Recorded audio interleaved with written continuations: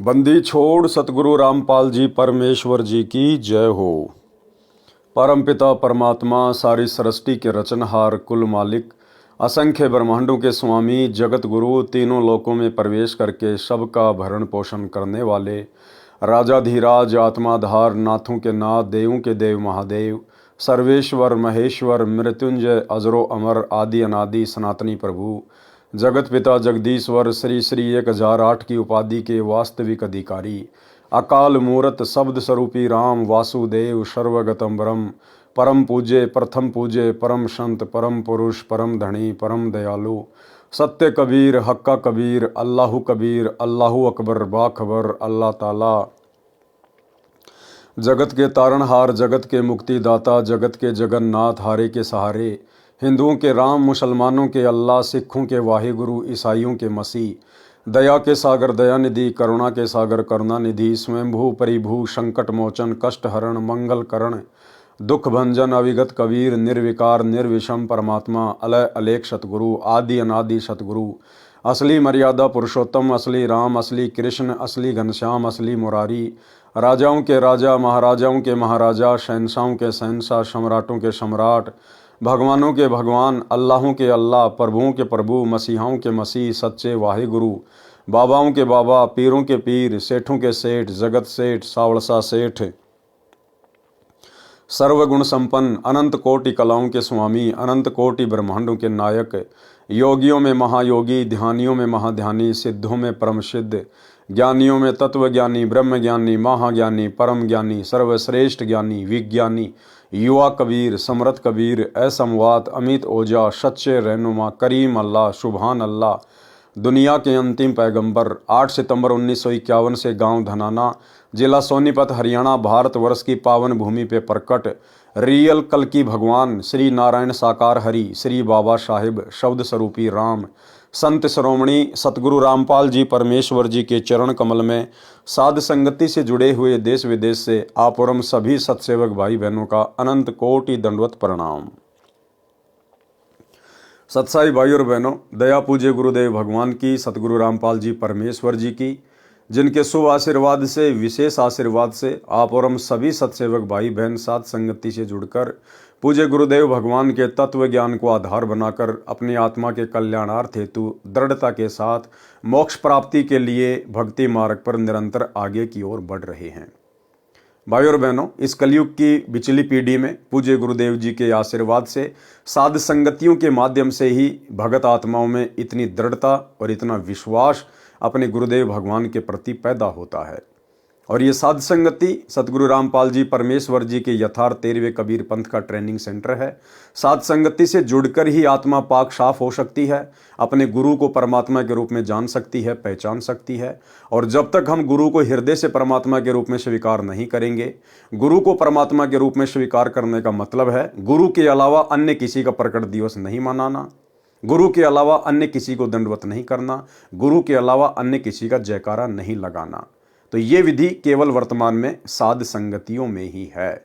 और जब तक हम इस प्रकार से पतिव्रता पद पर रहकर भक्ति नहीं करेंगे, तब तक हम पूज्य गुरुदेव जी के चरणों में उनके हृदय में जगह नहीं बना पाएंगे। तो गुरुदेव भगवान की बहुत बड़ी मेहर है आप और हम सभी सत्सेवक आत्माओं के ऊपर। और जिन जिन आत्माओं को मोक्ष प्राप्ति करनी होगी या परमात्मा ने करवानी होगी, उन सभी आत्माओं को परमात्मा अंततः साध संगति से जोड़ देंगे। तो भाई और बहनों, पूज्य गुरुदेव जी के कर कमल से लिखित पवित्र पुस्तक मुक्ति बोध के ऊपर वीडियो बनाने की श्रृंखला जारी है। इसी श्रृंखला में आज हमारा ये 19वें नंबर का वीडियो है। प्रत्येक वीडियो में गुरुदेव भगवान के आशीर्वाद से आप और हमें भक्ति मार्ग से संबंधित बहुत सारी नई नई बातें पता चलती हैं। उन बातों को सुनकर हमारा विश्वास भक्ति पर दृढ़ हो रहा है। तो आपने पिछले एपिसोड में पिछले वीडियो में आपने देखा कि मीराबाई की कथा जो गुरुदेव भगवान ने अपने कर कमल से लिखी है, उसमें गुरुदेव भगवान ने मीराबाई के विषय में बताया कि कैसे मीराबाई परमात्मा प्राप्ति के लिए प्रयास कर रही थी, कितनी दृढ़ता के साथ वो संघर्ष कर रही थी, कैसे मीराबाई को कबीर परमेश्वर जी की शरण प्राप्त हुई। और मीराबाई ने अपने विश्वास को दृढ़ करने के लिए श्री कृष्ण जी को रिझाया, उनको खुश किया और कैसे श्री कृष्ण जी के रूप में स्वयं कबीर परमात्मा सतगुरु रामपाल जी भगवान प्रकट हुए और मीराबाई की प्रत्येक शंकाओं का समाधान किया, जिससे मीराबाई भक्ति मार्ग पर दृढ़ होकर लग गई। तो आज हम आगे से कथा की शुरुआत करते हैं। रात्रि में मीरा जी ने भगवान श्री कृष्ण जी का आह्वान किया। त्रिलोकीनाथ प्रकट हुए। कौन प्रकट हुए? त्रिलोकीनाथ। असली त्रिलोकीनाथ कबीर परमात्मा सतगुरु रामपाल जी भगवान है। 3 लोक। भाई और बहनों, जब 21 ब्रह्मांड के 3 लोकों की बात आती है तो गुरुदेव ने बताया कि 21 ब्रह्मांड के 3 लोक हैं, पाताल लोक, पृथ्वी लोक और ये स्वर्ग लोक। और जब बात आती है सृष्टि के तीनों लोकों की, तो उस समय काल का 21 ब्रह्मांड एक लोक बन जाता है, अक्षर पुरुष के 7 शंख ब्रह्मांड दूसरा लोक बन जाता है, और ऊपर के 4 अविनाशी लोक, सतलोक, अलखलोक, अगमलोक और अनामी लोक, ये 4 लोक मिलकर तीसरा लोक बन जाता है। इस प्रकार सृष्टि की यह त्रिलोकी है। तो पूरी सृष्टि के जो त्रिलोकीनाथ हैं वे हैं कबीर भगवान सतगुरु रामपाल जी परमेश्वर। तो कौन प्रकट हुए? यहां गुरुदेव ने श्री कृष्ण जी का नाम नहीं लिखा, संकेत कर दिया त्रिलोकीनाथ प्रकट हुए। त्रिलोकीनाथ कबीर परमात्मा सतगुरु रामपाल जी भगवान मीरा को अपनी शरण में लेने के लिए, भक्ति पर लगाने के लिए श्री कृष्ण जी का रूप बनाकर प्रकट हुए। मीरा ने अपनी शंका समाधान के लिए निवेदन किया कि हे प्रभु, क्या आपसे ऊपर भी कोई परमात्मा है? एक संत ने सत्संग में बताया है, श्री कृष्ण जी ने कहा कि मीरा, परमात्मा तो है परंतु वह किसी को दर्शन नहीं देता। अब श्री कृष्ण जी इतनी आसानी से भला कैसे बता देगा? अपने ग्राहक इतनी आसानी से भला दुकानदार कैसे किसी दूसरी दुकान पर जाने देगा? लेकिन यहां तो स्वयं कबीर परमात्मा ही ये भूमिका कर रहे थे। हमने बहुत समाधि व साधना करके देख ली है। मीराबाई जी ने सत्संग में परमात्मा कबीर जी से यह भी सुना था कि उस पूर्ण परमात्मा को मैं प्रत्यक्ष दिखाऊंगा, सत्य साधना करके उसके पास शतलोक में भेज दूंगा। मीराबाई ने श्री कृष्ण जी से फिर प्रश्न किया कि क्या आप जीव का जन्म मरण समाप्त कर सकते हो? श्री कृष्ण जी ने कहा कि असंभव, कि मेरा खुद का जन्म मरण है। गीता अध्याय 4 श्लोक 5, गीता अध्याय 4 श्लोक 9, गीता अध्याय 10 श्लोक 2। स्वयं गीता ज्ञान देने वाला प्रभु कह रहा है कि अर्जुन, तेरे और मेरे बहुत जन्म हो चुके हैं। ये राजा और ये सेना पहले भी थी और आगे भी होगी, और ये ना सोच कि आगे तेरे जन्म नहीं होंगे या मेरे जन्म नहीं होंगे। अर्थात गीता ज्ञान देने वाला भी जन्म और मरण में है। तो भला फिर मीरा का जन्म मरण श्री कृष्ण जी कैसे समाप्त कर देता? तो श्री कृष्ण रूप में कबीर परमेश्वर ने सत्य बता दिया। श्री कृष्ण जी ने कहा कि असंभव। कबीर जी ने कहा था कि मेरे पास ऐसा भक्ति मंत्र है जिससे जन्म मरण सदा के लिए समाप्त हो जाता है, वह परम धाम प्राप्त होता है, जिसके विषय में गीता अध्याय 15 श्लोक 4 में कहा है कि तत्व ज्ञान तथा तत्वदर्शी संत की प्राप्ति के पश्चात परमात्मा के उस परम पद की खोज करनी चाहिए, जहां जाने के पश्चात भगत फिर लौटकर संसार में कभी नहीं आते। उसी एक परमात्मा की भक्ति करो। कौन कह रहा है? गीता का ज्ञान देने वाला। अगर दुनिया गीता ज्ञान देने वाला श्री कृष्ण जी को मानती है या काल को मानती है, तो भैया वो दोनों कह रहे हैं कि भाई हमारे बस की बात नहीं है जन्म मरण का रोग समाप्त करना, 84 लाख योनियों के कष्ट से जीव को बाहर निकालना। वो तो कोई और ही परमात्मा है, उसकी जानकारी तो तत्वदर्शी संत देगा। और हाथ खड़े कर दिए कि उसी एक परमात्मा की भक्ति करो। यानी इस ब्रह्म ने, श्री कृष्ण ने, विष्णु ने, आप जो मर्जी समझो, इन्होंने हाथ खड़े कर दिए कि हमारी भक्ति से आपका जन्म मरण का रोग समाप्त नहीं हो सकता। बाकी हम आपको राजा बना देंगे, महाराजा बना देंगे, सेठ बना देंगे, लेकिन जन्म मरण का रोग समाप्त नहीं कर सकते। मीराबाई ने कहा कि हे भगवान श्री कृष्ण जी, संत जी कह रहे थे कि मैं जन्म मरण समाप्त कर देता हूं, अब मैं क्या करूं? मुझे तो पूर्ण मोक्ष की चाहत है। श्री कृष्ण जी बोले कि मीरा, आप उस संत की शरण ग्रहण करके अपना कल्याण कराओ। मुझे जितना ज्ञान था वो बता दिया। मीरा अगले दिन मंदिर नहीं गई, क्योंकि आस्था हट गई भाई और बहनों, आंखों के सामने सत्यता आ गई। सीधी संत जी के पास अपनी नौकरानियों के साथ जाकर दीक्षा लेने की इच्छा व्यक्त की तथा श्री कृष्ण जी से हुई वार्ता भी संत कबीर जी से साझा की। उस समय छुआछात चरम पर थी। ध्यान देना भाई और बहनों, उस समय छुआछात चरम पर थी। ठाकुर लोग अपने को सर्वोत्तम मानते थे। परमात्मा मान बढ़ाई वाले प्राणी को कभी नहीं मिलता, और अगर मिल भी गया उसके संस्कार के कारण तो परमेश्वर उसको हृदय से स्वीकार नहीं करेगा। अर्थात जाति और धर्म का अभिमान करने वाला भगत कभी भी सतगुरु की शरण में आने के बाद सतलोक प्राप्त नहीं कर सकता। ये तो 650 साल पहले की बात है। उस समय कोई तत्व ज्ञान नहीं था, इसलिए लोग अभिमान किया करते थे जाति का। लेकिन आज सतगुरु रामपाल जी परमेश्वर जी की शरण में आने के बाद भी साध संगति के अभाव से ज्यादातर भगत भाई बहनों के अंदर अपने ब्राह्मण होने का, अपने ठाकुर होने का, राजपूत होने का अभिमान कूट कूट के भरा हुआ है। एक आपको नमूना दिखा देता हूं। मध्य प्रदेश का सतलोक आश्रम से जुड़ा हुआ एक सारनामी भगत है, और किस प्रकार एक सतसेवक भाई के साथ में बदतमीजी से बात कर रहा है, अपने ठाकुर होने का अभिमान कर रहा है, गर्व कर रहा है।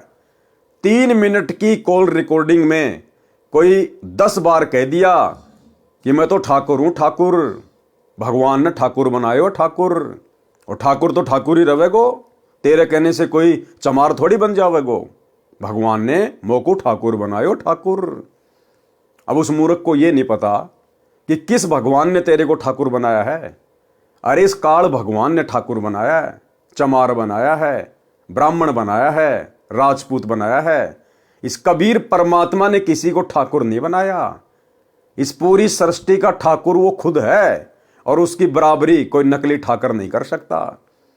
तो भाई और बहनों, साध संगति से ना जुड़ने के कारण जीव अपने अहंकार को समाप्त नहीं कर पाता है, अपनी असलियत से वाकिफ नहीं हो पाता है। तो एक छोटा सा सैंपल सतलोक आश्रम मैनेजमेंट हरियाणा से जुड़े हुए सारनामी भगत का। सोचिए, जब सारनामी भगत भाई बहनों का ये हाल है तो बाकी लोगों की हालत क्या होगी, सुनिए। हेलो। हाँ भगत जी, सच है। क्या विचार है भैया प्रेमदास, तेरा विचार क्या है? कुछ भी नहीं है भगत जी, क्या विचार है? ऐसे क्यों कमेंट करके लिख रहा? मैं तो दीवान सिंह ठाकुर हूँ ही, तेरे कहने से ठाकुर थोड़ी कहूंगा मैं।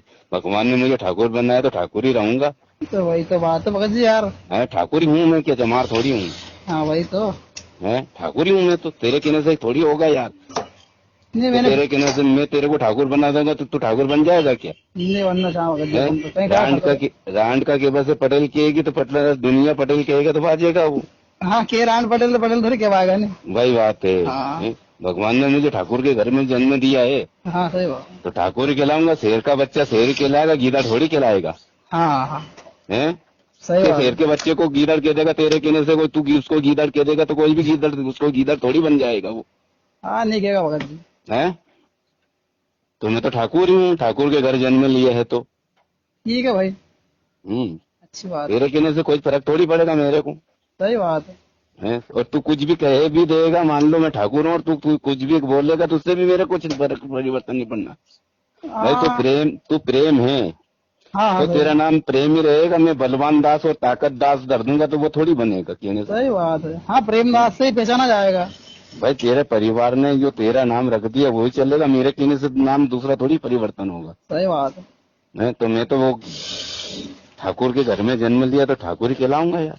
सही बात है। लेकिन तो परमात्मा तेरे के भी तो कोई दूसरा विचार हो तेरा तो मेरे से तर्क कर। भाई वो लाला दास है, देवी दास, वो खास आदमी, उनसे कर विचार, मेरे से क्यों बात करता है इसी। उनसे तो वो कह रहे थे तेरी सारी बातें तुम आकी जब खोल रहे थे। कहाँ पे? उनसे कोई सत्संगों में बता रहे थे वो।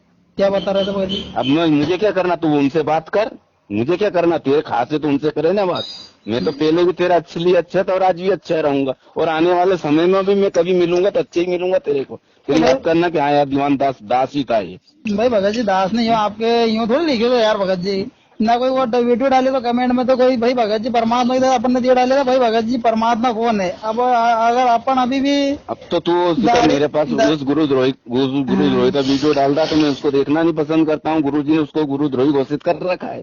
भाई तेरे कहने से कुछ थोड़ी होगा। वही तो कहा मैंने कि ठाकुर रहेगा वो तो ठाकुर ही रहेगा।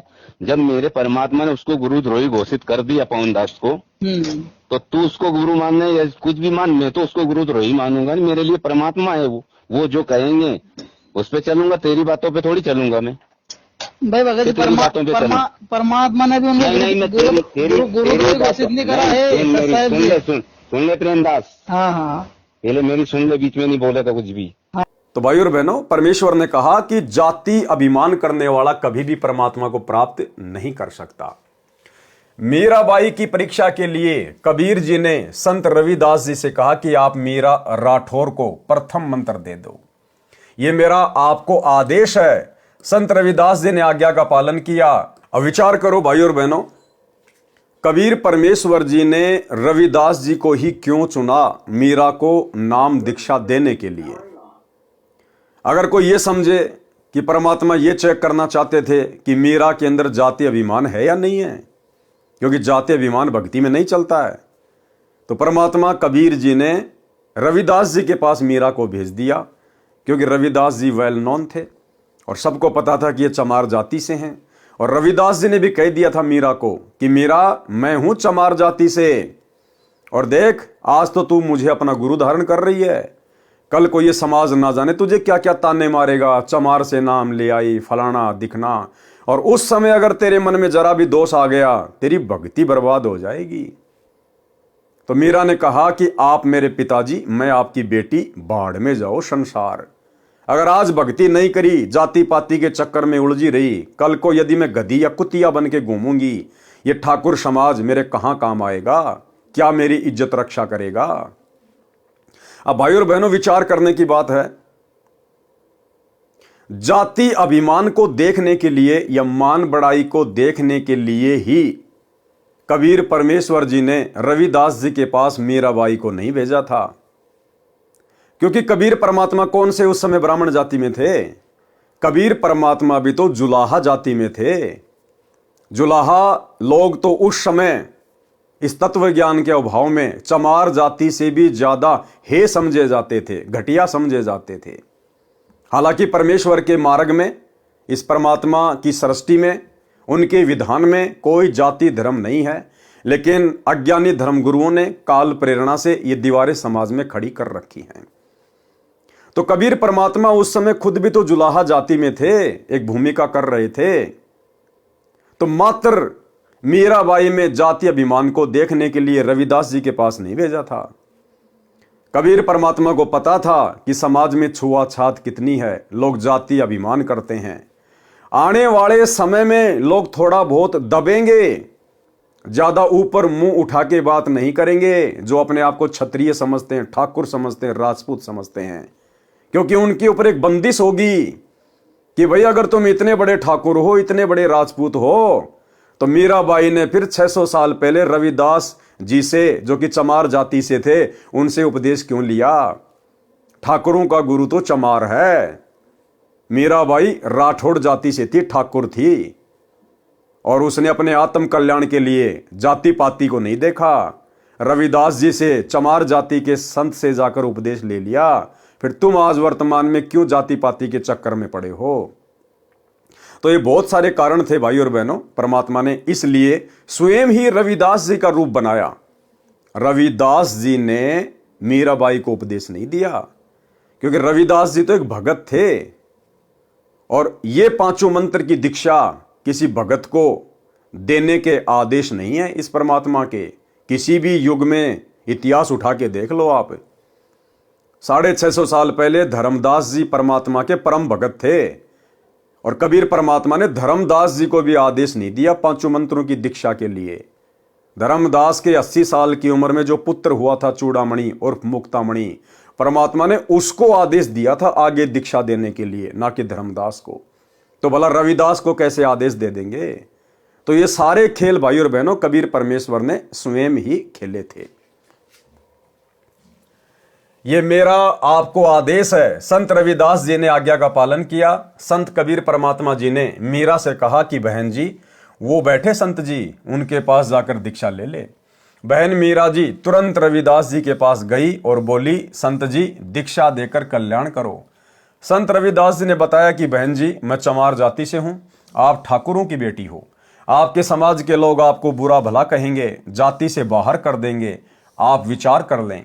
मीराबाई अधिकारी आत्मा थी, परमात्मा के लिए मर मिटने के लिए सदा तत्पर रहती थी। बोली, संत जी आप मेरे पिता, मैं आपकी बेटी, मुझे दीक्षा दो। भाड़ में पड़ो समाज, भाड़ में पड़ो समाज। भाई और बहनों, गुरुदेव ने बताया कि भगत का और जगत का, यानी भगत समाज का और जगत समाज का हमेशा से 36 का आंकड़ा रहा है। उनके विचार कभी भी भक्ति मार्ग पर मेल नहीं खा सकते, कभी भी दिन और रात कभी एक नहीं हो सकते। इसलिए हमने इस भक्ति मार्ग पर यह ज्ञान समझने के बाद समाज की परवाह नहीं करनी चाहिए, लोक लाज में नहीं आना चाहिए। हमने अपने आत्म कल्याण की चिंता होनी चाहिए। बोली संत जी, आप मेरे पिता, मैं आपकी बेटी, मुझे दीक्षा दो, भाड़ में पड़ो समाज। कल को कुतिया बनूंगी तब ये ठाकुर समाज मेरा क्या बचाव करेगा। सत्संग में बड़े गुरुजी अर्थात कबीर जी ने बताया है कि कबीर कुल करनी के कारण, यानी समाज के कारण, परिवार के कारण, आन उपासना करने वाले रिश्तेदारों के कारण हंसा गया बिगोए, यानी उनकी लोक लाज में आकर, दबाव में आकर ये जीव, हंसा मानी जीव, जीव गया बिगोए, यानी इसने अपना जीवन नष्ट कर लिया।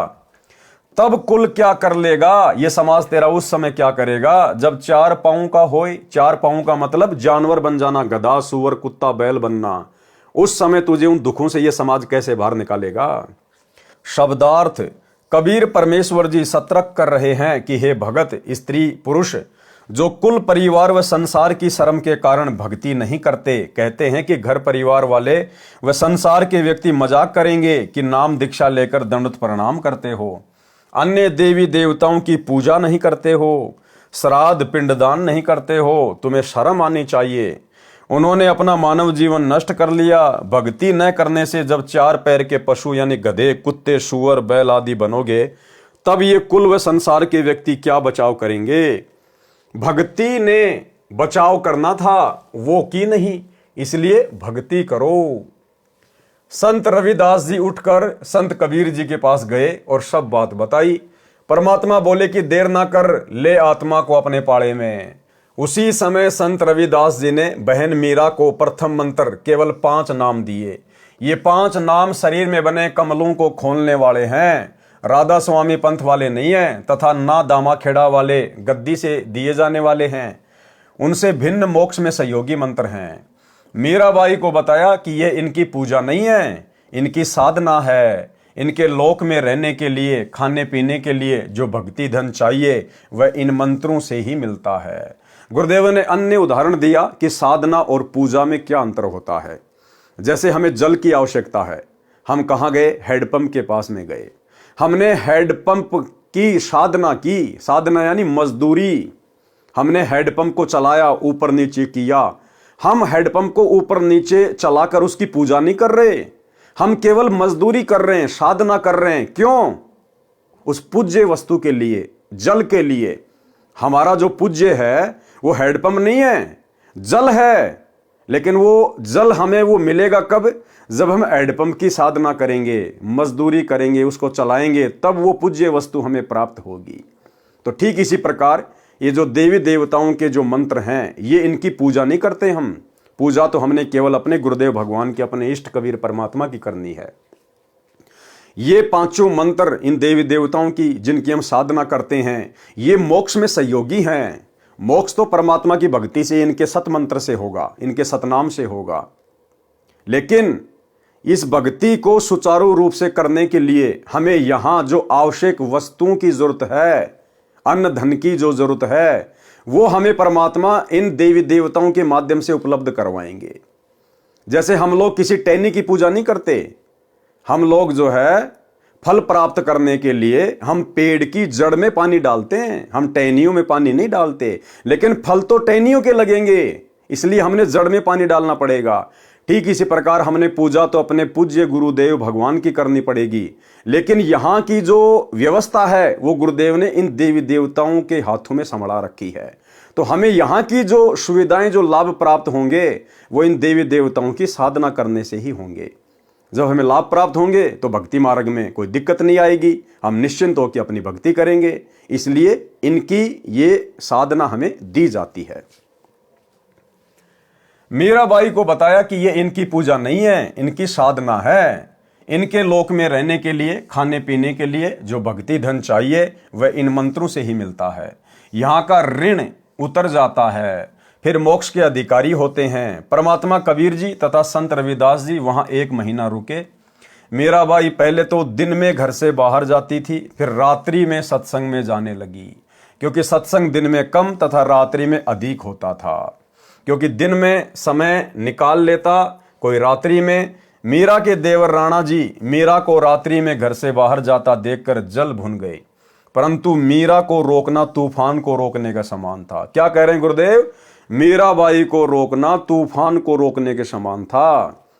यानी आज की माता बहनों को भी भक्ति मार्ग पर इतनी दृढ़ता अपने अंदर पैदा करनी पड़ेगी अपने आत्म कल्याण के लिए। जो भक्ति करते करते भी अपने सास ससुर को अपने पति का भय मानती हैं, उन माता बहनों को अपने गुरुदेव भगवान के ऊपर विश्वास करके इतनी दृढ़ता लानी पड़ेगी। परमात्मा ने बताया इस भक्ति के लिए तो ध्रुव पिटा, प्रहलाद पिटा, मीराबाई ने मार खाई, और 650 साल पहले हमारे गुरुदेव कबीर भगवान ने तरह तरह की यातनाएं सही, दुनिया की गालियां खाई, मार पिटाई खाई। फिर भला हमें अपने आत्म कल्याण के लिए 2-4 गालियां, 2-4 थप्पड़ मुक्के खाने में किस बात की परहेज? एक छोटा सा सत्संग गुरुदेव भगवान का, ये सत्संग हमें यही शिक्षा देगा।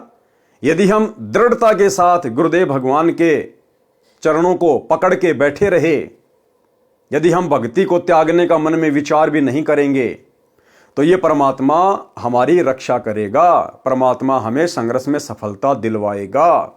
तो एक छोटा सा सत्संग जो आप और हमें प्रेरणा देगा कि किस प्रकार से हमने भक्ति मार्ग पर सफलता के लिए दृढ़ता के साथ में संघर्ष करना चाहिए। सुनिए। ऐसे और भी बहुत से भक्त बताते हैं, ऐसे ऐसे व्याधि चलन लग गया तो 100 का नोट पाया। एक माई कह रही थी जी मैं पति तो नाम नहीं ले रहा, बाधा भी करता था। समागम आ गया, करौथे आश्रम में जब हम सत्संग करते थे तो मैंने अपने पति से कहा कि मैं सत्संग में जाऊंगी, मैंने 100 रुपये दे दे। ये 10 वर्ष पहले, 8-9 वर्ष पहले की बात है। वो कहने लगा मैं तेरे को 54 नहीं दूं, और तू तीसरे दिन झोला ठावे और वहां चली जाती है।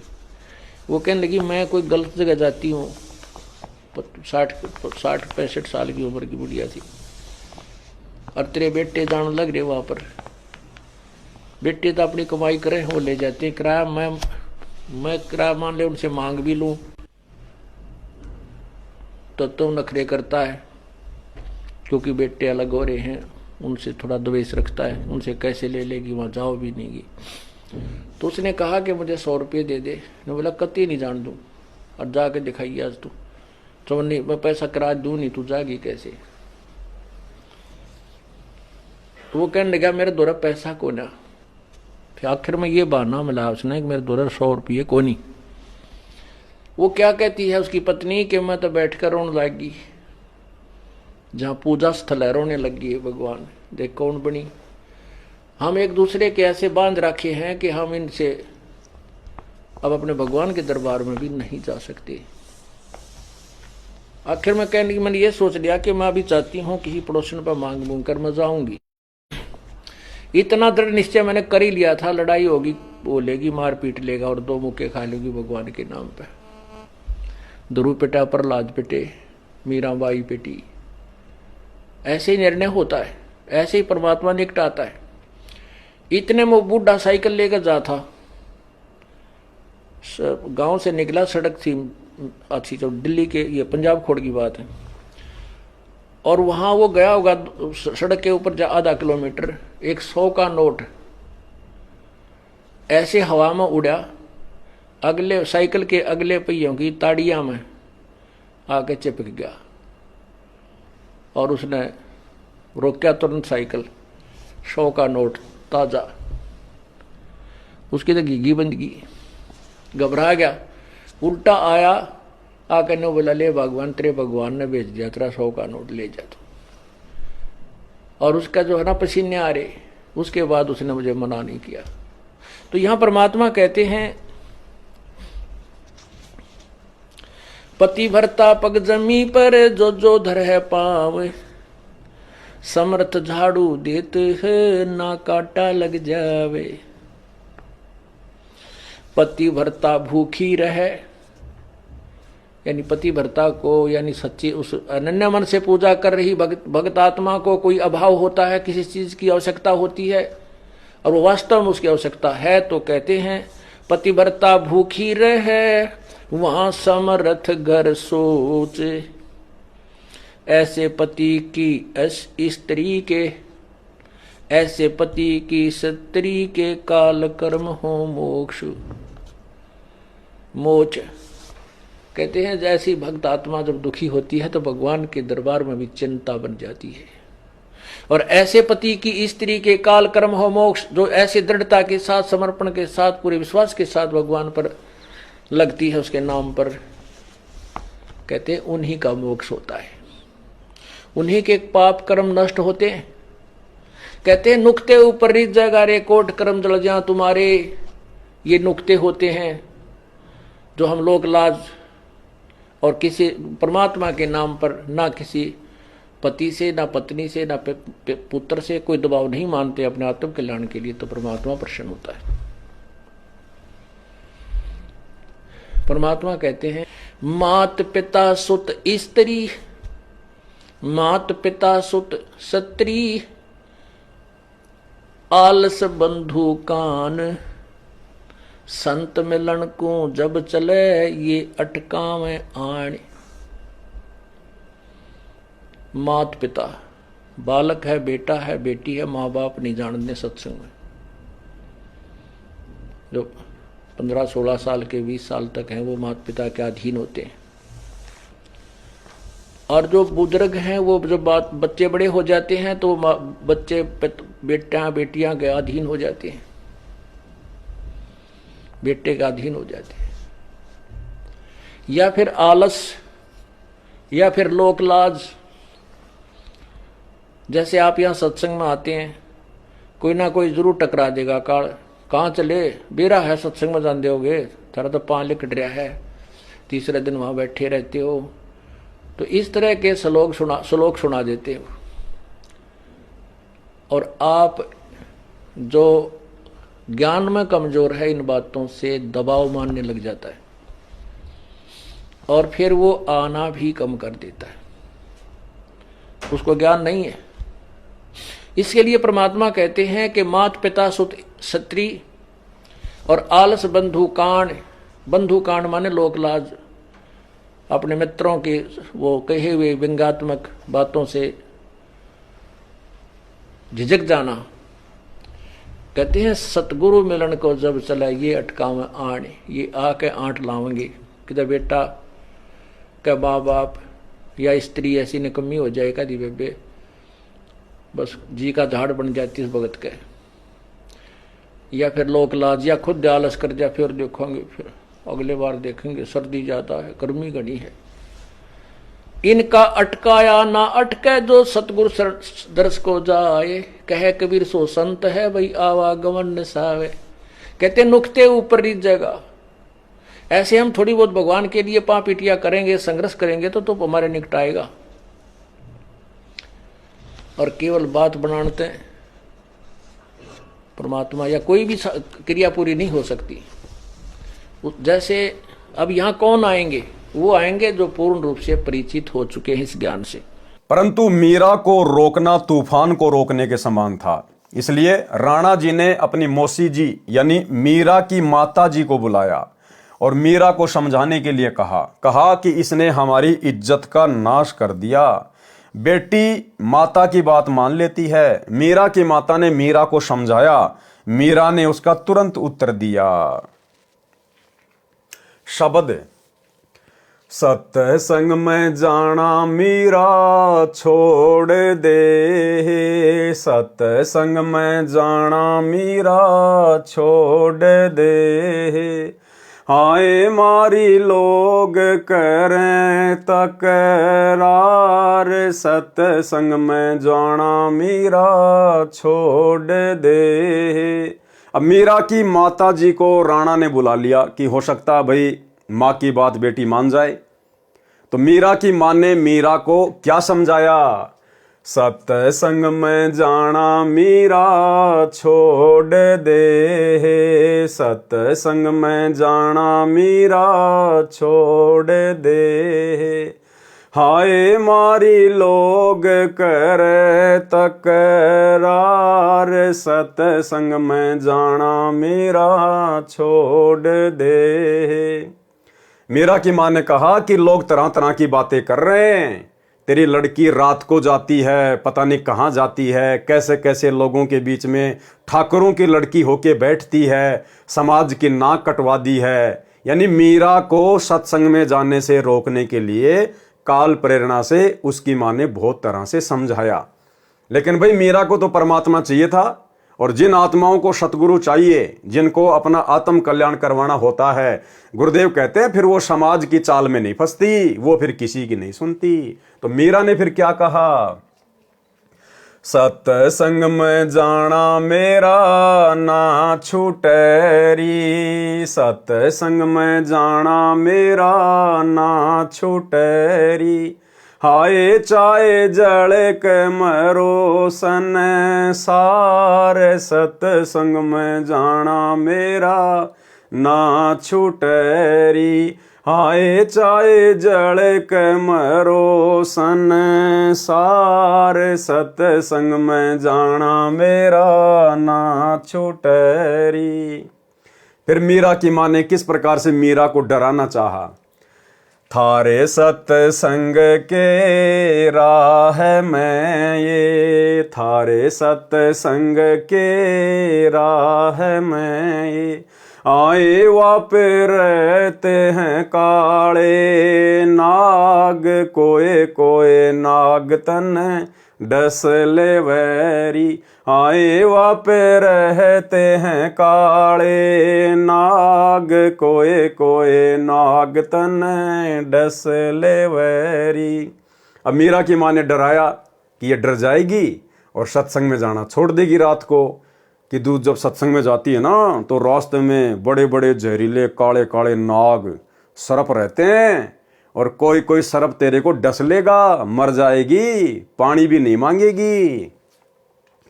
तो मीरा ने अपने गुरुदेव भगवान के ऊपर विश्वास करके क्या जवाब दिया, जब गुरु मारे मेहर करेरी, जब गुरु मारे मेहर करेरी। आए वो तो सर्प गंडे वे बने जावे, सत्संग में जाना मेरा ना छूटेरी। आरी वो तो सर्प गंडे वे बने जावे, सत्संग में जाना मेरा ना छूटेरी। कि माता जी, यदि मेरे गुरुजी मेरे ऊपर प्रसन्न हैं, यदि मेरे गुरुजी मेरी मर्यादाओं से, मेरी भक्ति से, मेरे संघर्ष से अगर प्रसन्न हैं, तो मेरे गुरुजी के प्रताप से, उनके आशीर्वाद से वो जहरीले से जहरीला कोबरा सांप भी गंडेवा बन जाएगा, केंचुआ। बारिश के टाइम पे छोटे छोटे आते हैं ना वो केंचुए, जो किसी को काटते नहीं, किसी को खाते नहीं, उनमें जहर नहीं होता। तो मीरा ने कहा कि मेरे गुरुजी इतने समर्थ हैं, इतने शक्तिशाली हैं, वो जहरीले से जहरीला सर्प भी केचुआ बन जाएगा मेरे गुरुजी के आशीर्वाद से। अब भाई और बहनों, विचार करने की बात है, लिख कौन रहे शब्द को, सतगुरु रामपाल जी भगवान। अब आप विचार कीजिए, यदि हम मर्यादित भक्ति करेंगे, हम भगत, यदि हम भगत मर्यादित भक्ति करेंगे, गुरु के आशीर्वाद में चलेंगे, उनके वचन में चलेंगे, और यहां मीराबाई इतने विश्वास के साथ कह रही है, और किया परमात्मा ने उसके साथ, उसके जहर को परमात्मा ने अमृत में बदल दिया। तो मीरा ने कहा कि वो सांप भी केचुआ बन जाएगा मेरे गुरुजी के आशीर्वाद से।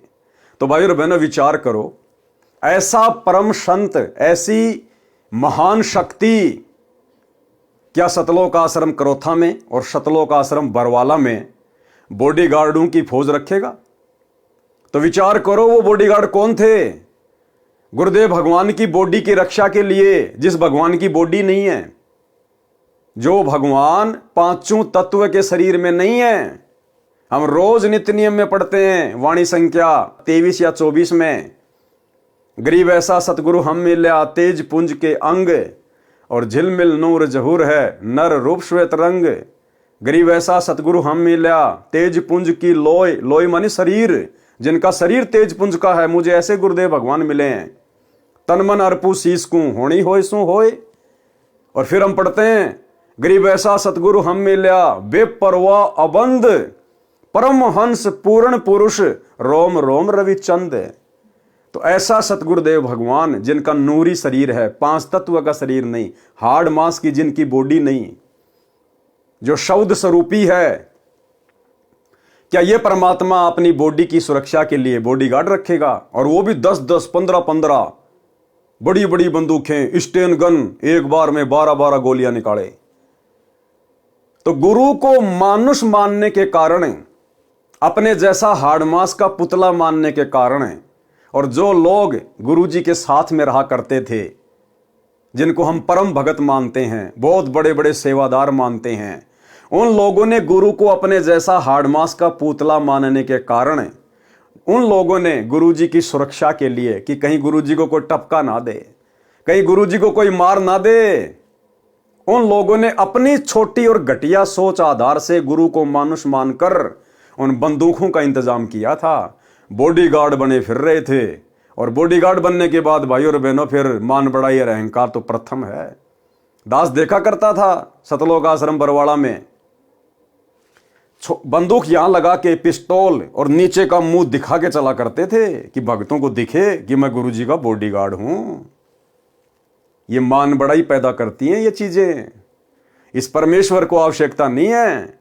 अरे जो तीनों लोकों में प्रवेश करके सबकी सुरक्षा करता है, सबका धारण पोषण करता है, उसको सुरक्षा की आवश्यकता है क्या? इसको सिक्योरिटी की आवश्यकता है क्या?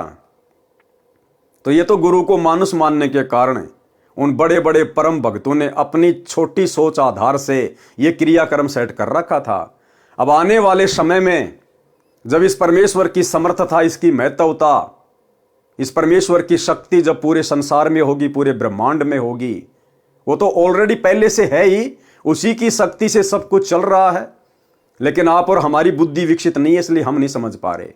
जब आप और हमारी बुद्धि विकसित होगी, हम इस परमेश्वर को पहचानेंगे परमात्मा के रूप में, तो इनका कोई बॉडीगार्ड नहीं होगा, इनका कोई सिक्योरिटी गार्ड नहीं होगा। हाँ, व्यवस्था बनाए रखने के लिए जरूर जो है भाई बहन सेवादार के रूप में रहेंगे, लेकिन वो लंबी लंबी बंदूकें लेके नहीं, क्योंकि पता चल जाएगा ये तो शब्द स्वरूपी राम है। 1 सेकंड में शरीर को नष्ट कर ले, 1 सेकंड में ये अपने शरीर को धारण कर ले। इसको मारने में कौन समर्थ है? तो परमेश्वर की समर्थता का जब ज्ञान हो जाएगा, तो फिर जीव अपनी सोच आधार से ऐसी हरकत नहीं करेगा। तो मीरा बाई ने कहा कि माताजी मुझे क्या डरा रही हो? मेरे परमात्मा, मेरे सतगुरु के रहते सहते मुझे सांप लड़ जाए, और लड़ भी जाएगा तो मेरा कुछ बिगाड़ नहीं पाएगा। परमात्मा उसके जहर को पानी बना देगा, मेरे को शीतलता ही देगा। फिर उसकी मां ने और तरीका अपनाया, थारे सत्संग के राह में ये, थारे सत्संग के राह में हाय वापे रहते हैं बबरी शेर, कोए कोए शेर तन खा ले वैरी, आए वापे रहते हैं बबरी शेर, कोए कोए शेर तन खा ले वैरी। बोले बेटी, बड़े बड़े बबरी शेर भी रहते हैं वहां रास्ते में, और तेरे को तो एक ही बटके में खा जाएंगे वो बबरी शेर। मीराबाई को डराने का प्रयास कर रही उसकी माँ। मीराबाई ने क्या कहा? जब गुरु मारे मेरे कररी, जब गुरु मारे मेहर कररी। कौन से गुरु? ये कबीर भगवान सतगुरु रामपाल जी। जब गुरु मारे मेहर कररी, जब गुरु मारे मेहर कररी, आए वो तो शेरा के गिद्दड़ बने जावे, सतसंग में जाना मेरा ना छूटरी, आए वो तो शेरा के गिद्दड़ बने जावे, सतसंग में जाना मेरा ना छूटरी। माँ, वो तेरे जो बबरी शेर है ना, वो गिद्दड़ बन जाएंगे, गिद्दड़। पूंछ को दबा के दौड़ जाएंगे मेरे को देखते ही, मेरे सतगुरु के प्रताप से, मेरे सतगुरु के आशीर्वाद से।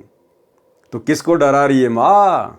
मीरा सत्संग में जाना नहीं छोड़ेगी, अर्थात भक्ति करना नहीं छोड़ेगी। अब जैसे आज सत्संग घर घर में हो गए, उस समय तो कोई मोबाइल नहीं था, कोई ऐसा वैज्ञानिक जो है उपकरण नहीं था, इसलिए मीरा की मजबूरी थी सत्संग में जाना। आज वर्तमान में जैसे हमारे गुरुदेव भगवान हिसार जेल में बैठे हैं, तो हमने किसी आश्रम में धक्के खाने की जरूरत नहीं है। हमारे घर में सत्संग है, हमारे गुरुदेव के द्वारा किए गए सत्संग हमारे पास में उपलब्ध हैं, मोबाइल में, मेमोरी कार्ड में। हम अपने घर पर बैठकर शांति से सत्संग सुने। आज गुरुदेव की गैर हाजिरी में जितना समय हम आश्रमों में आने जाने में बर्बाद करेंगे, जितना समय हम बसों में आने जाने में बर्बाद करेंगे, जितना पैसा हम बर्बाद करेंगे, अरे उतने समय में तो 10 बार सत्संग सुन लेंगे घर पर बैठकर शांति से। हाँ, अगर गुरुदेव आश्रम में है चाहे लाख बार जाओ, लेकिन उनकी गैर हाजिरी में हमें कहीं भी धक्के खाने की जरूरत नहीं है सत्संग के लिए। परमात्मा ने घर घर में सत्संग दे दिए। तो मीरा बाई ने कहा कि माँ, वो बबरी शेर भी गिद्दड़ बन जाएंगे मेरे गुरुदेव के आशीर्वाद से। मीरा का सत्संग में जाना बंद नहीं होगा। फिर और क्या बताया उसकी माँ ने? थारे सत्संग के बीच में है, थारे सत्संग के बीच में आए वापे रहते हैं साधु संत, कोई कोई संत तन ले रमय। हाय वापे रहते हैं साधु संत, कोई कोई संत तन ले रमय। अब मीरा की माँ ने कहा कि मीरा देख, तू ठाकुरों की लड़की है, तू सुंदर है, और तू सत्संग में जाती है और वहां हर प्रकार के आदमी आते हैं, और तुझे कोई बैला फुसला के भगा के ले जाएगा तुझे, तू सत्संग में मत जा। तो मीराबाई ने क्या कहा? तेरे री मन में माता पाप है री, तेरे री मन में माता पाप है री, संत मेरे माँ बाप हैं री, संत मेरे माँ बाप हैं री। हारी वो तो कर देंगे बेड़ा पार, सत्संग में जाना मेरा ना छूटरी। हाय वो तो कर देंगे बेड़ा पार, सत्संग में जाना मेरा ना छूटरी। यहाँ भाई और बहनों, जो ये संत शब्द है ना, संत मेरे माँ बाप हैरी, ये यहाँ पर संत रविदास जी के लिए मीरा ने कहा है, भक्तों के लिए नहीं। भगत हमारे माई बाप नहीं होते हैं। यहाँ पर संत रविदास जी यानी अपने गुरु जी के लिए मीरा ने शब्द यूज किए हैं। तो क्या कहा मीरा की माँ ने कि थारे सत्संग के बीच में आए वहां पे रहते साधु संत, और कोई कोई संत तने ले रमे, कि तुझे भगा के ले जाएगा बैला फुसला के, और नाक कट जाएगी समाज में। तो भाई और बहनों, मीरा ने तो जवाब दे दिया, क्योंकि मीरा पाक साफ आत्मा थी। जिसके खुद के मन में दोष नहीं होता, सामने वाला भी उसको निर्दोष दिखाई देता है। लेकिन भाई और बहनों, वर्तमान में क्या हो रहा है? आज बिचली पीढ़ी का समय, पूर्ण परमात्मा स्वयं धरती पे सतगुरु रूप में प्रकट, भक्ति का पूरा कोर्स दे दिया गुरुदेव भगवान ने। और बड़ी विडंबना की बात है, शर्म की बात है, भगत समाज के लिए चुल्लू भर पानी में डूब मरने की बात है। स्वयं सतगुरु रामपाल जी भगवान भक्तों की बदनीयत के विषय में, शतलोक आश्रमों से जुड़े हुए कोऑर्डिनेटरों की घटिया हरकतों के विषय में अपने मुख से सार्वजनिक तौर पर सत्संग में कहने के लिए मजबूर हो रहे हैं। इतने घटिया कर्म इन शतलोक आश्रमों में कोऑर्डिनेटरों के द्वारा। सोचिए आम संगत का क्या हाल होगा। आम संगत को हैंडल करने वाले कोऑर्डिनेटरों का यह हाल है कि माता बहनों के साथ में अश्लील हरकतें करते हैं। और खुद सतगुरु रामपाल जी भगवान ही अंतर्यामी परमात्मा अपने सत्संग में सार्वजनिक तौर पर कह रहे हैं, हिसार जेल से आने वाली ऑडियो में, कि यहां तक शिकायतें आती हैं, ऐसे ऐसे घटिया हैं कोऑर्डिनेटर, कि बहन बेटियों के साथ भी अश्लील चैटिंग करते हैं। और गुरुदेव ने मजबूरन कहना पड़ा कि अच्छे इंसान तो जगत वाले भी ऐसा नहीं करते जैसा तुम भगत कर रहे हो। सबको लपेट लिया गुरुदेव ने, सबको, अपने परिवार को, कोऑर्डिनेटरों को, आम संगत को, कि अच्छे इंसान तो जगत वाले भी ऐसा नहीं करते जैसा तुम भगत कर रहे हो। यानी भक्तों को परमात्मा ने आम सांसारिक लोगों से भी नीचा गिरा हुआ बता दिया, इतना ज्ञान लेने के बाद भी। सुनिए छोटा सा सत्संग। विचार करना होगा कि हम कौन है, कहां से आए। आपस में खेचातानी रखते हो अभी भी भगत हो गए। अच्छे इंसान तो जगत वाले भी ना करते ऐसा जैसे भगत कर रहे हैं। अच्छे इंसान तो जगत वाले भी ना करते ऐसा जैसे भगत कर रहे हैं। अच्छे इंसान तो जगत वाले भी ना करते ऐसा जैसे भगत कर रहे हैं। किसी को छोटी सी सेवा दे देते, कोऑर्डिनेटर बना दिया, वो ने सोचा मैं खुदा बन गया। और इतना शिक्षा तो पड़े, मजदूर बनो सीखो, मजदूर। और कई देखा है कि कोऑर्डिनेटर या जिसकी जो भी व्यवस्था लगाई जाए तो व्यवहार भी ठीक नहीं करते, धमकान लग जाते, फुरकान लग जाते। और कुछ ऐसी भी शिकायतें आई हैं जो बहन बेटियों के साथ गलत मैसेज भी डालते हैं। तो वो दुष्ट लोग ना तो कोऑर्डिनेटर के योग्य है ना वो भगत के योग्य। और कुछ ऐसी भी शिकायतें आई हैं जो बहन बेटियों के साथ गलत मैसेज भी डालते हैं। तो वो दुष्ट लोग ना तो कोऑर्डिनेटर के योग्य है ना वो भगत के योग्य। और कुछ ऐसी भी शिकायतें आई हैं जो बहन बेटियों के साथ गलत मैसेज भी डालते हैं। तो वो दुष्ट लोग ना तो कोऑर्डिनेटर के योग्य है ना वो भगत के योग्य। तो ऐसा तो संगत माई कुसंगत उपजेगी, और ऐसी कुसंगत होगी फिर हम रखेंगे नहीं उसको खेत में। किसान उस कुबाड़ को पाड़ कर खेत तो बाहर फेंक देता है, तो उसको आप मिशन से निकाल दिया जाया करेगा। सुधर जाओ, एक के नहीं सुनी जाया करती थी, सामूहिक शिक्षा दी जाती है, अमल कर लो इन पे। कर्म बतेरे फोड़ लिए, इस ज्ञान का असर क्या हुआ? थोड़ा सा सुख होते फिर पक्के एजेंट काल के बन जाते, बकवाद वही करनी, भगवान से दूर हो जाना। थोड़ा सा सुख होते फिर पक्के एजेंट काल के बन जाते, बकवाद वही करनी, भगवान से दूर हो जाना। थोड़ा सा सुख होते फिर पक्के एजेंट काल के बन जाते, बकवाद वही करनी, भगवान से दूर हो जाना। तो भाई और बहनों, कहां तो मीराबाई और कहां वर्तमान के हमारे भगत भाई बहन कैसी कैसी घटिया हरकतों में लिप्त हैं, जो गुरुदेव को अपने मुख कमल से बोलने पर मजबूर होना पड़ रहा है। तो क्या कहा मीराबाई ने? तेरे री मन में माता पाप है री, तेरे री मन में माता पाप है री, संत मेरे माँ बाप हैं री, संत मेरे माँ बाप हैं री, आए वो तो कर देंगे बेड़ा पार, सत्संग में जाना मेरा ना छूटरी, हाय वो तो कर देंगे बेड़ा पार, सत्संग में जाना मेरा ना छूटरी। फिर क्या कहा? अंतिम दाव क्या लगाया मीराबाई की माता जी ने? हाय वो तो जात चमार है, हाय वो तो जाति चमार है, इसमें हमारी हार है, इसमें हमारी हार है। कि मेरा तो ठाकुरों की लड़की और जिसको तूने गुरु बनाया रविदास जी को, वो चमार जाति से है, समाज में थू थू हो रही है। तो मीराबाई ने क्या कहा?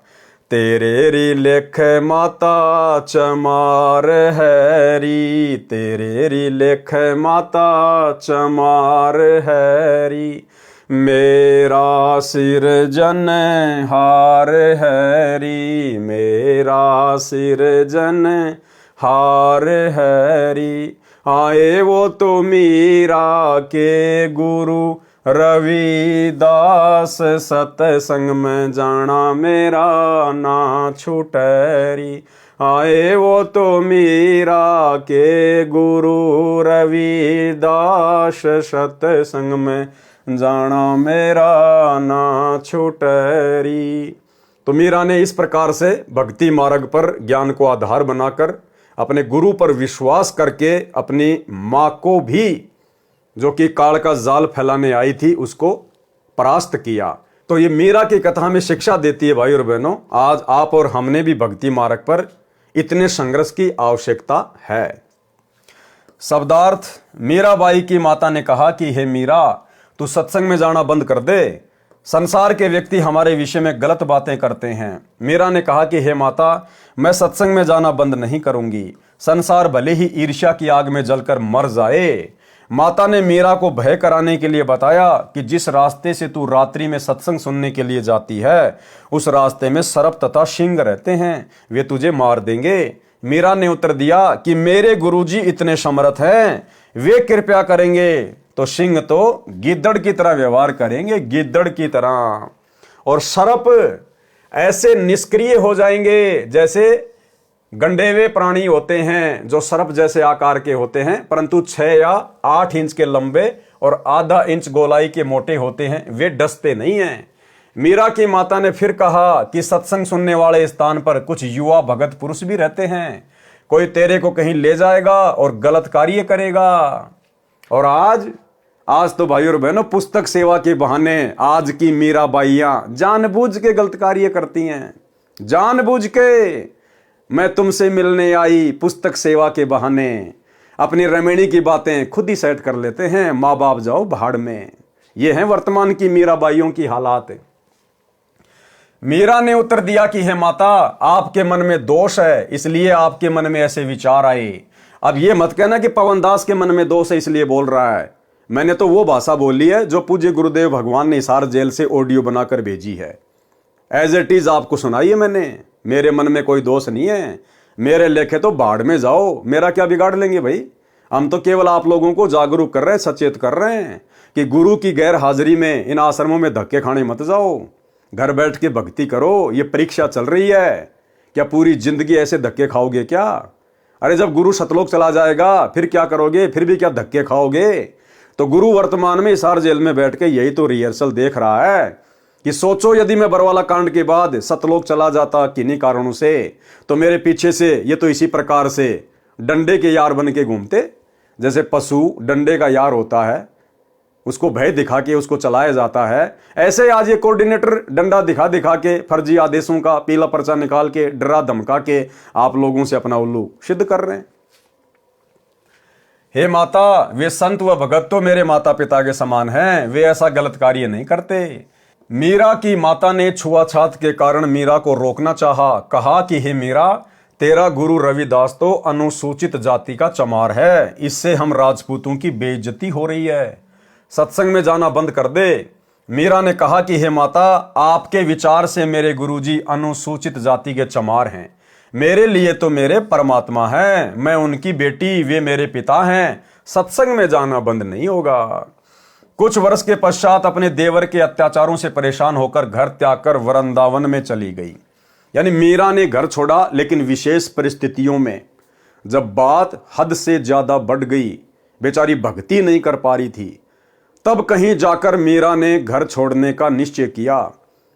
और भाई और बहनों, मीरा के घर छोड़ने से उस घर पर कोई दिक्कत नहीं आनी थी, लेकिन आज आप और हम भगत भाई बहनों ने संघर्ष करना है। यदि परिस्थितियां बद से बदतर हो जाएं कि आपकी भक्ति हो ही नहीं रही, तो फिर सोच समझ कर आप जी ने अपना कदम उठाना है, अपना आगे का देख कर कि मैं आगे क्या करूंगा, कहां रहूंगा, क्या काम धंधा करूंगा, क्या खाऊंगा, क्या खाऊंगी, तब कहीं जाकर अपना कदम उठाना है। अन्यथा संघर्ष करना है। संघर्ष करेंगे तो परमात्मा साथ देगा वर्तमान में, क्योंकि मालिक को पता है कि ये आत्माएं कितनी कमजोर हो चुकी हैं, ये मीराबाई की तरह संघर्ष नहीं कर सकती। इसलिए परमात्मा हमारा साथ देगा। यदि हम थोड़ा बहुत भी संघर्ष करेंगे, तो थोड़ी बहुत गालियां खा लेंगे, 2-4 मार डुक्के खा लेंगे, तो परमात्मा हमारा साथ देगा। और यदि फिर भी परिस्थितियां बद से बदतर हैं, तो उसी स्थिति में आप और हमने घर छोड़ना चाहिए, जब हम अपना आगे का देख लें कि आगे मेरा ठिकाना क्या होगा। अगर किसी भगत भाई बहन के घर पे जाके बैठना है तो अपना घर मत छोड़ना, फिर इससे अच्छा तो अपने घर में पड़े रहना फिर, क्योंकि भगत का भगवान के अलावा दूसरा कोई नहीं है। भगत भी आपको 2 दिन रख लेगा, 10 दिन रख लेगा, ज्यादा से ज्यादा 1 महीना निकाल देगा। हो सकता आपको शर्म के मारे ना बोले, लेकिन उसके अंदर फिर वही बातें चलना शुरू हो जाएंगी कि मैंने तो आफत मोल ले ली, मैंने इसको नहीं बुलाना चाहिए था। तो हम किसी और की आत्मा दुखी करें, किसी और की भक्ति में भंग डालें, इससे अच्छा मीराबाई की तरह, ध्रुव की तरह, प्रहलाद की तरह, हमारे परमात्मा की तरह 2-4 थप्पड़ मुक्के खा के ही नीचे गर्दन करके घर में पड़े रह के अपनी भक्ति पे लगे रहें। भाई परमात्मा का वचन टूटता नहीं है। परमात्मा कहते हैं राम नाम रटते रहो जब तक घट में प्राण, और कभी तो दीनदयाल के भिनक पड़ेगी कान। अरे कभी तो परमात्मा आपके संघर्ष को देखते हुए आपकी सुनेगा। तो हमने संघर्ष करना है, हमने छोटी छोटी बातों पे घर छोड़कर नहीं जाना है। कुछ वर्ष के पश्चात अपने देवर के अत्याचारों से परेशान होकर घर त्याग कर वृंदावन में चली गई। वहां कबीर परमात्मा जी एक साधु के वेश में गए, ज्ञान चर्चा हुई। तब मीरा को ज्ञान हुआ कि अभी आगे की पढ़ाई शेष है। यानी केवल प्रथम मंत्र का जाप संत रविदास जी ने दे रखा था। परमात्मा कबीर जी ने सतनाम की दीक्षा दी। मीरा जी को वही रूप दिखाया जिस रूप में संत रविदास जी के साथ सत्संग में मिले थे। मीरा जी का फिर मानव जन्म अब वर्तमान के भक्ति युग में होगा। देखो क्या कह रहे हैं परमात्मा। अब ये सारे रहस्य धीरे धीरे खुलने लग जाएंगे। ये चीजें तो आप और हमारे सामने आ जा रही हैं।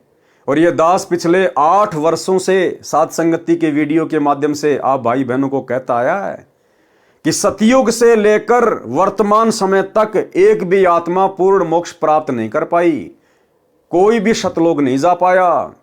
हाँ, जो पहले के, जो कलयुग के बिचली पीढ़ी वाले समय निकल चुके हैं अनंत बार, उनमें असंख्य आत्माएं पार हो चुकी हैं।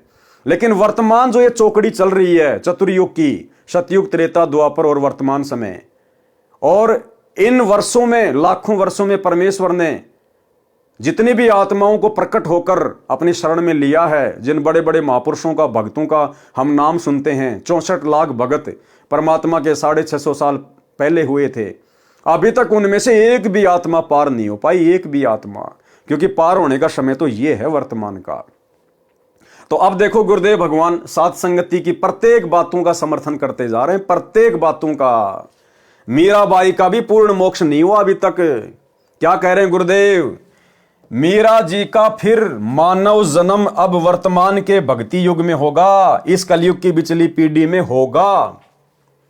भाई और बहनों, कुछ दिन पहले साथ संगति में एक बहन आई थी हरियाणा से, जो अपने आप को मीराबाई कहा करती थी। तो भाई और बहनों, वो नकली मीराबाई है, वो वास्तव में मीराबाई नहीं है। उसने अपने विषय में झूठ फैलाया था कि मैं मीरा की आत्मा हूं, मीरा की आत्मा हूं। गुरुदेव क्या कह रहे हैं? उसका जन्म अब होगा, अभी हुआ नहीं है, यानी अब हो चुका होगा वर्तमान में। क्योंकि गुरुदेव ने मुक्ति बोध को लिखा कब? अपने जेल जाने के बाद, यानी 2014 के बाद गुरुदेव ने मुक्ति बोध को लिखा है। तो गुरुदेव कह रहे मीरा का मानव जन्म अब भक्ति युग में होगा। अब वर्तमान में हो सकता है हो चुका होगा ये पुस्तक लिखने के बाद। अगर हो चुका होगा तो मीरा तो मुश्किल से 7 या 8 वर्ष की होगी, और जबकि वो तो 60 साल की थी। और उसके बाद थोड़े समय के लिए वो साथ संगति में आई, अपने आप को मीरा उसने घोषित किया, और कुछ समय बाद साथ संगति से भी भाग गई और पंजाब के अमृतसर में जाकर गुरुद्वारे में बैठ गई। उसने अमृत छक लिया, यानी संत रामपाल जी के चरणामृत से उसका पेटा नहीं भरा, और पंजाब के अमृतसर में जाके गुरुद्वारे में जाकर सरदारनी बन गई। वो कटार वगैरह धारण कर ली, सर पे पगड़ी वगैरह धारण कर ली, और वहां पे अमृत छक लिया उसने। तो वो मीरा की आत्मा नहीं है। मीरा की आत्मा के विषय में परमात्मा क्या कह रहे हैं? मीरा जी का फिर मानव जन्म अब वर्तमान के भक्ति युग में होगा। अगर हो चुका होता तो परमात्मा कह देते कि मीरा आ चुकी है। लेकिन क्या कह रहे हैं गुरुदेव? मीरा जी का फिर मानव जन्म अब वर्तमान के भक्ति युग में होगा। तीनों नाम की दीक्षा मिलेगी, मोक्ष उसकी मर्यादा पर निर्भर करेगा। यानी गारंटी नहीं है कि अगर मीरा जी का वर्तमान में मानव जन्म हो गया, उसको शरण मिल गई, सार नाम मिल गया तो पार हो जाएगी। क्या कह रहे हैं गुरुदेव? मोक्ष उसकी मर्यादा पर निर्भर करेगा।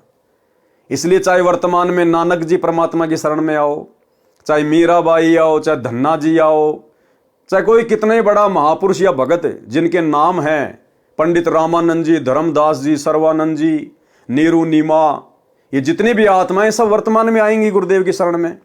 तो गुरुदेव कह रहे शरण में आने से बात नहीं बनेगी भैया, मर्यादा फर्स्ट है। अगर मर्यादा में रहेंगे तो मोक्ष प्राप्त करेंगे, चाहे मीरा हो चाहे धर्मदास हो। तो इस भक्ति मार्ग में मर्यादाओं की कितनी बड़ी भूमिका है।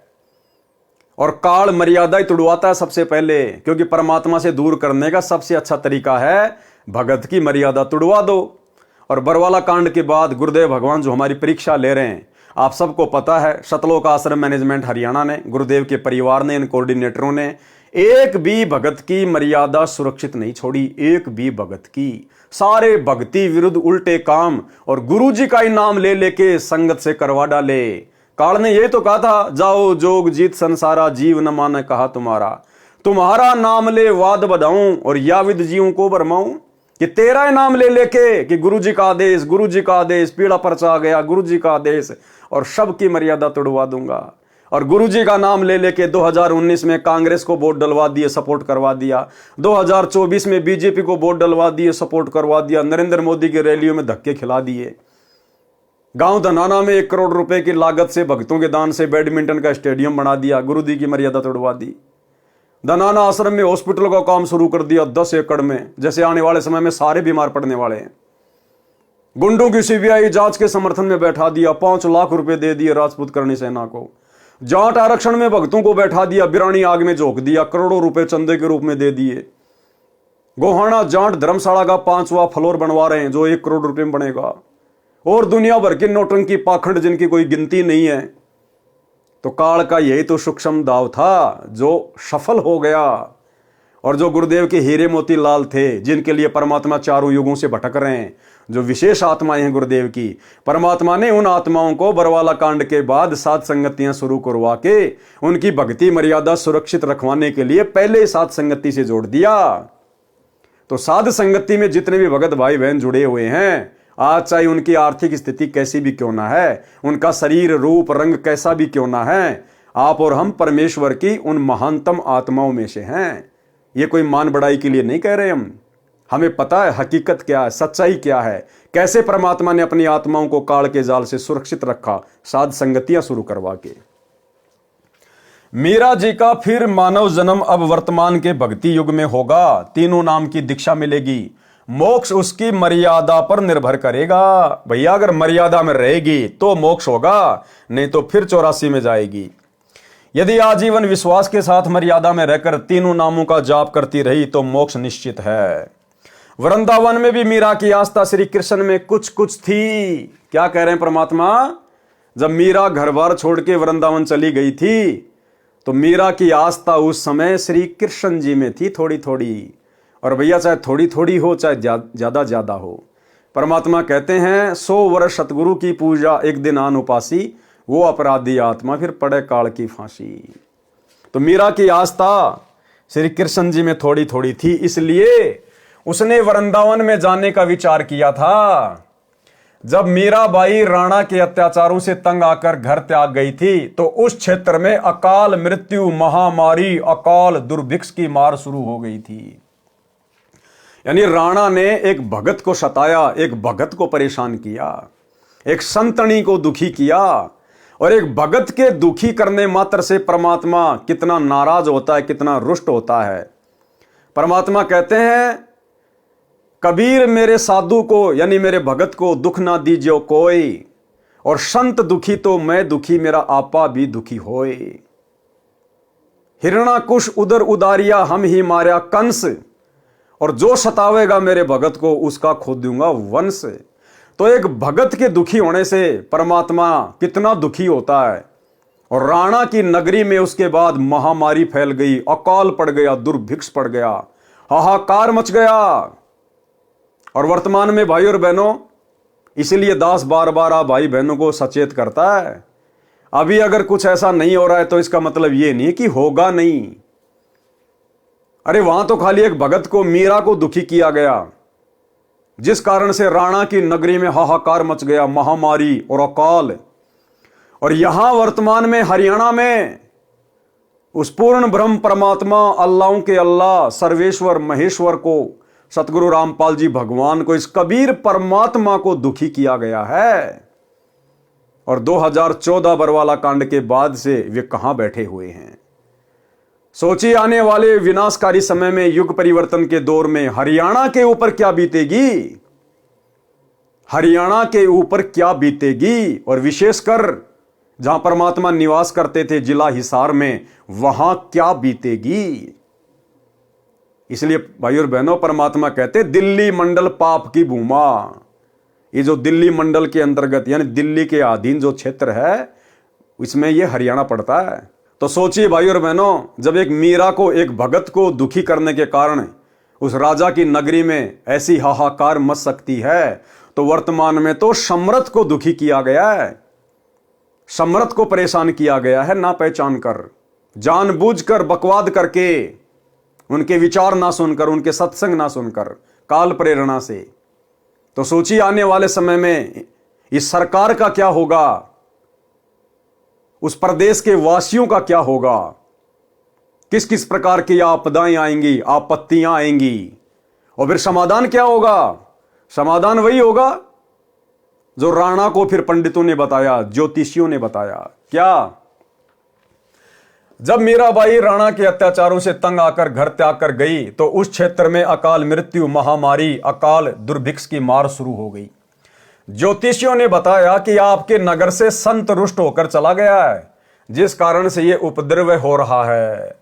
समाधान बताया कि यदि वह संत जीवित मिल जाए और वापस मनाकर, क्या, वापस मनाकर प्रसन्न करके लाया जाए, वो संत अपने आप आए, उससे बात नहीं बनेगी। उस संत को मनाकर, प्रसन्न करके, मनाना क्या होता है, प्रसन्न करना क्या होता है, पैर पकड़ पकड़ के, चरणामृत बना के, धो धो के पीकर, रो रो कर, अपने आंसुओं से उनके चरण कमल धोकर, उनको मनाकर, उनको प्रसन्न करके वापस लाया जाए, तो तुम्हारी नगरी के हालात ठीक होंगे। तो आने वाले समय में भाई और बहनों, जो भी हरियाणा का राजा होगा, मुख्यमंत्री होगा, जो भी भारत का राजा होगा, जो प्रधानमंत्री होगा, राष्ट्रपति होगा, हिसार जेल में जाकर उस युग परिवर्तन के समय में, हाहाकार के समय में, हिसार जेल में जाकर सतगुरु रामपाल जी के पैर पकड़कर, चरण धोकर, नाक रगड़कर, घुटने टेककर माफी मांगने से ये हालात देश और दुनिया के सुधरेंगे। तब जाकर लोगों की सांस में सांस आएगी। ये होगा, अवश्य होगा। ये परमात्मा धरती पे है। इन हालातों में कोई सतगुरु रामपाल जी को परमात्मा मानने वाला नहीं है। दुनिया ऐश कर रही है, मौज कर रही है, दुनिया को कोई कमी नहीं है। भगवान जेल में बैठा है, भगत उनके दुखी हो रहे हैं, आधे भगत बकवाद कर रहे हैं। तो यदि इसी प्रकार से सब कुछ चलता रहा, तो ना तो इस धरती पर कलयुग में सतयुग आएगा और ना सतगुरु रामपाल जी भगवान हिसार जेल से बाहर आने। भाई ये तो भगवान है, और भगवान ने तो अपने आप को भगवान मनवाना है। गुरुदेव ने बताया कि जीव की आदत है हार नहीं मानता, और भगवान की आदत है हार मनवा के रहता है। तो आने वाले समय में क्या बीतेगी, ये आप और हम सबकी आंखों के सामने होगा। वर्तमान में भले जो लोग गुरुदेव के सत्संगों से अपरिचित हैं, उनकी महिमा से अपरिचित हैं, वो भले इन बातों को मजाक में लें, लेकिन हकीकत यही है। जिस कल की भगवान को आजकल दुनिया यूट्यूब पे ढूंढ रही है, वो कल की भगवान हिसार जेल में बैठे हुए सतगुरु रामपाल जी परमात्मा हैं। कल्कि के दो मतलब हैं, एक होता है विष्णु का अवतार, वो तो लाखों साल बाद में आएगा, उसका तो वर्तमान में कोई लेन देन ही नहीं है। दूसरा कल्कि होता है कलयुग का भगवान, काल पर विजय प्राप्त करने वाला भगवान कल्कि। तो ये है वो कल्कि भगवान, रियल कल्कि, जो इस कलयुग में सतयुग लाएगा, युग परिवर्तन के दौर में जो देश और दुनिया बचाएगा। ये हैं वो कल्कि भगवान। और इस कल्कि भगवान को 2028 के आसपास, उससे पहले या उससे बाद में, मतलब जब भयंकर परिस्थितियां बदल जाएंगी, बिगड़ जाएंगी, बड़े बड़े देश भी हाथ खड़ा कर लेंगे जो आज अपने आप को डेवलपमेंट कंट्री कह रहे हैं, हम तो विकसित देश हैं। जब उनके भी हाथ खड़े हो जाएंगे, भारत के तो बिसाती क्या फिर। और उस समय फिर पता चलेगा कि इन परिस्थितियों में कौन सहायता कर सकता है, कौन काबू पा सकता है। इस प्रकृति के ऊपर किसका डंडा है, तब पता चलेगा कि हिसार जेल में बैठी हुई परम शक्ति है। तो उस समय इन राजनेताओं को मजबूरन घुटने टेकने पड़ेंगे, वहां मनाना पड़ेगा, प्रसन्न करना पड़ेगा। तो भाइयों और बहनों, आप और हमें तो दृढ़ विश्वास है और नहीं है तो हो जाना चाहिए। हमने इस भक्ति मार्ग पर जरा भी गफलत नहीं करनी है। परिस्थितियां चाहे कैसी भी हों, कैसी भी बिगड़े, आप और हमारा तो बाल भी बाका नहीं होगा अगर इसी प्रकार से गुरु मर्यादा में रहकर, अपने गुरु को इष्ट मानकर, घर को आश्रम बनाकर अगर इस भक्ति मार्ग पर लगे रहे तो। बाकी दुनिया का उस समय क्या होगा क्या नहीं होगा वो तो फिर हम अपनी आंखों से ही देखेंगे। ज्योतिषियों ने बताया कि आपके नगर से संत रुष्ट होकर चला गया है, जिस कारण से यह उपद्रव हो रहा है। समाधान बताया कि यदि वह संत जीवित मिल जाए और वापस मनाकर प्रसन्न करके लाया जाए तो वह आशीर्वाद देकर सब ठीक कर सकता है। वह आशीर्वाद देकर सब ठीक कर सकता है। और उस समय भी भाई और बहनों, मीरा ने कुछ भी ठीक नहीं करना था। मीरा तो भगत थी, आशीर्वाद देने का तो कोई सवाल ही पैदा नहीं था। उस समय भी परमात्मा ने ही ठीक करना था, इसी कबीर परमेश्वर ने ठीक करना था। अगर मीरा वापस भी आ जाती तो। राणा ने अपने सभापतियों से प्रश्न किया कि ऐसा कौन संत था जो रुष्ट होकर चला गया, क्योंकि मीरा का देवर मीरा को कोई भगत थोड़ी मानता था। तो उसने कहा कि ऐसा कौन संत था जो रुष्ट होकर चला गया। राणा का चाचा यानी मीरा का पितसरा यानी चाचा ससुर भवन सिंह राणा का महामंत्री था, और इस भवन सिंह ने परमात्मा कबीर जी से नाम उपदेश भी ले लिया था तथा परमात्मा का भगत था। मीराबाई के साथ भौम ने भी संत रविदास जी से नाम लिया था। भौम को यानी भवन को एक नौकर राजा ने दे रखा था, उस नौकर ने भी उस समय संत रविदास जी से नाम लिया था। वे पहले मीरा के साथ बैठकर परमात्मा की चर्चा घंटों किया करते थे। भवन मीरा को बेटी की तरह तथा साध्वी की तरह सम्मान देता था, परंतु अत्याचारी भतीजे राजा से डरता था। मीरा को सांत्वना देता था कि भक्तों का भगवान रक्षक है। मीरा के चले जाने के पश्चात भवन तथा नौकर बहुत रोते थे, याद करते थे। भौम ने राजा को बताया कि मीरा संत थी। उस राणा को मीरा के चाचा ससुर भवन ने बताया कि मीरा संत थी, वह चली गई, इस कारण से यह सब अनिष्ट हो रहा है। राणा ने कहा कि उसे कौन ला सकता है। अब देखो, फिर भी अहंकार, फिर भी घमंड, फिर भी अहंकार, फिर भी घमंड। वो राणा खुद जाने को तैयार नहीं हुआ। अगर वो सैनिक या कोई और राणा के आदेश से मीरा को ले भी आते तो भी परमात्मा दया नहीं बख्शता, क्योंकि मैन अत्याचारी कौन था जिसके अत्याचार से दुखी होकर मीरा वृंदावन गई थी, उसको जाना पड़ेगा, उस राजा को, उस राणा को जाना पड़ेगा। लेकिन वो शेर तो आदेश दे रहा कि कौन ला सकता है मीरा को, यानी अभी उसको आवश्यकता नहीं थी, अभी वो दुखी नहीं था, जनता दुखी हो रही थी। राणा ने कहा कि उसे कौन ला सकता है, मैं कभी उसे कष्ट नहीं दूंगा, प्रतिज्ञा करता हूं। 2 सिपाही जो मीरा की निगरानी के लिए छोड़ रखे थे, मीरा के साथ छाया की तरह साथ रहने का आदेश राणा ने दे रखा था। मीरा की प्रत्येक गतिविधि पर नजर रखने को कहा था। दोनों मीराबाई से ज्ञान चर्चा सुना करते थे, उसके कष्ट में रोया करते थे, कहते थे कि बहन विश्वास रखो, परमात्मा सब देख रहा है। मीरा के अचानक चले जाने से उसकी दशा भी खराब थी, घंटों रोते थे। उन दोनों ने खड़ा होकर सभा में कहा कि हम मीरा को लौटा ला सकते हैं यदि जिंदा मिल गई तो। राजा ने कहा कि यदि नहीं आई तो क्या करोगे? वे बोले कि हम भी लौट कर नहीं आएंगे। अब देखो कितना अभिमान था उसके अंदर। कह रहा यदि मीरा नहीं आई तो फिर तुम्हारे साथ में क्या होना चाहिए, यानी फिर तुम्हारे को सजा मिलेगी। अभी भी उसमें अहंकार। तो भाइयों और बहनों, आज वर्तमान में सतगुरु रामपाल जी भगवान उस युग परिवर्तन के दौर में जनता के हाथ पैर जोड़ने से नहीं आएंगे। जो मुख्य लोग हैं, जो देश की व्यवस्था को संभालते हैं, जो राजा लोग हैं, मंत्री प्रधानमंत्री हैं, वो जब जाएंगे रोएंगे, गिड़गिड़ाएंगे।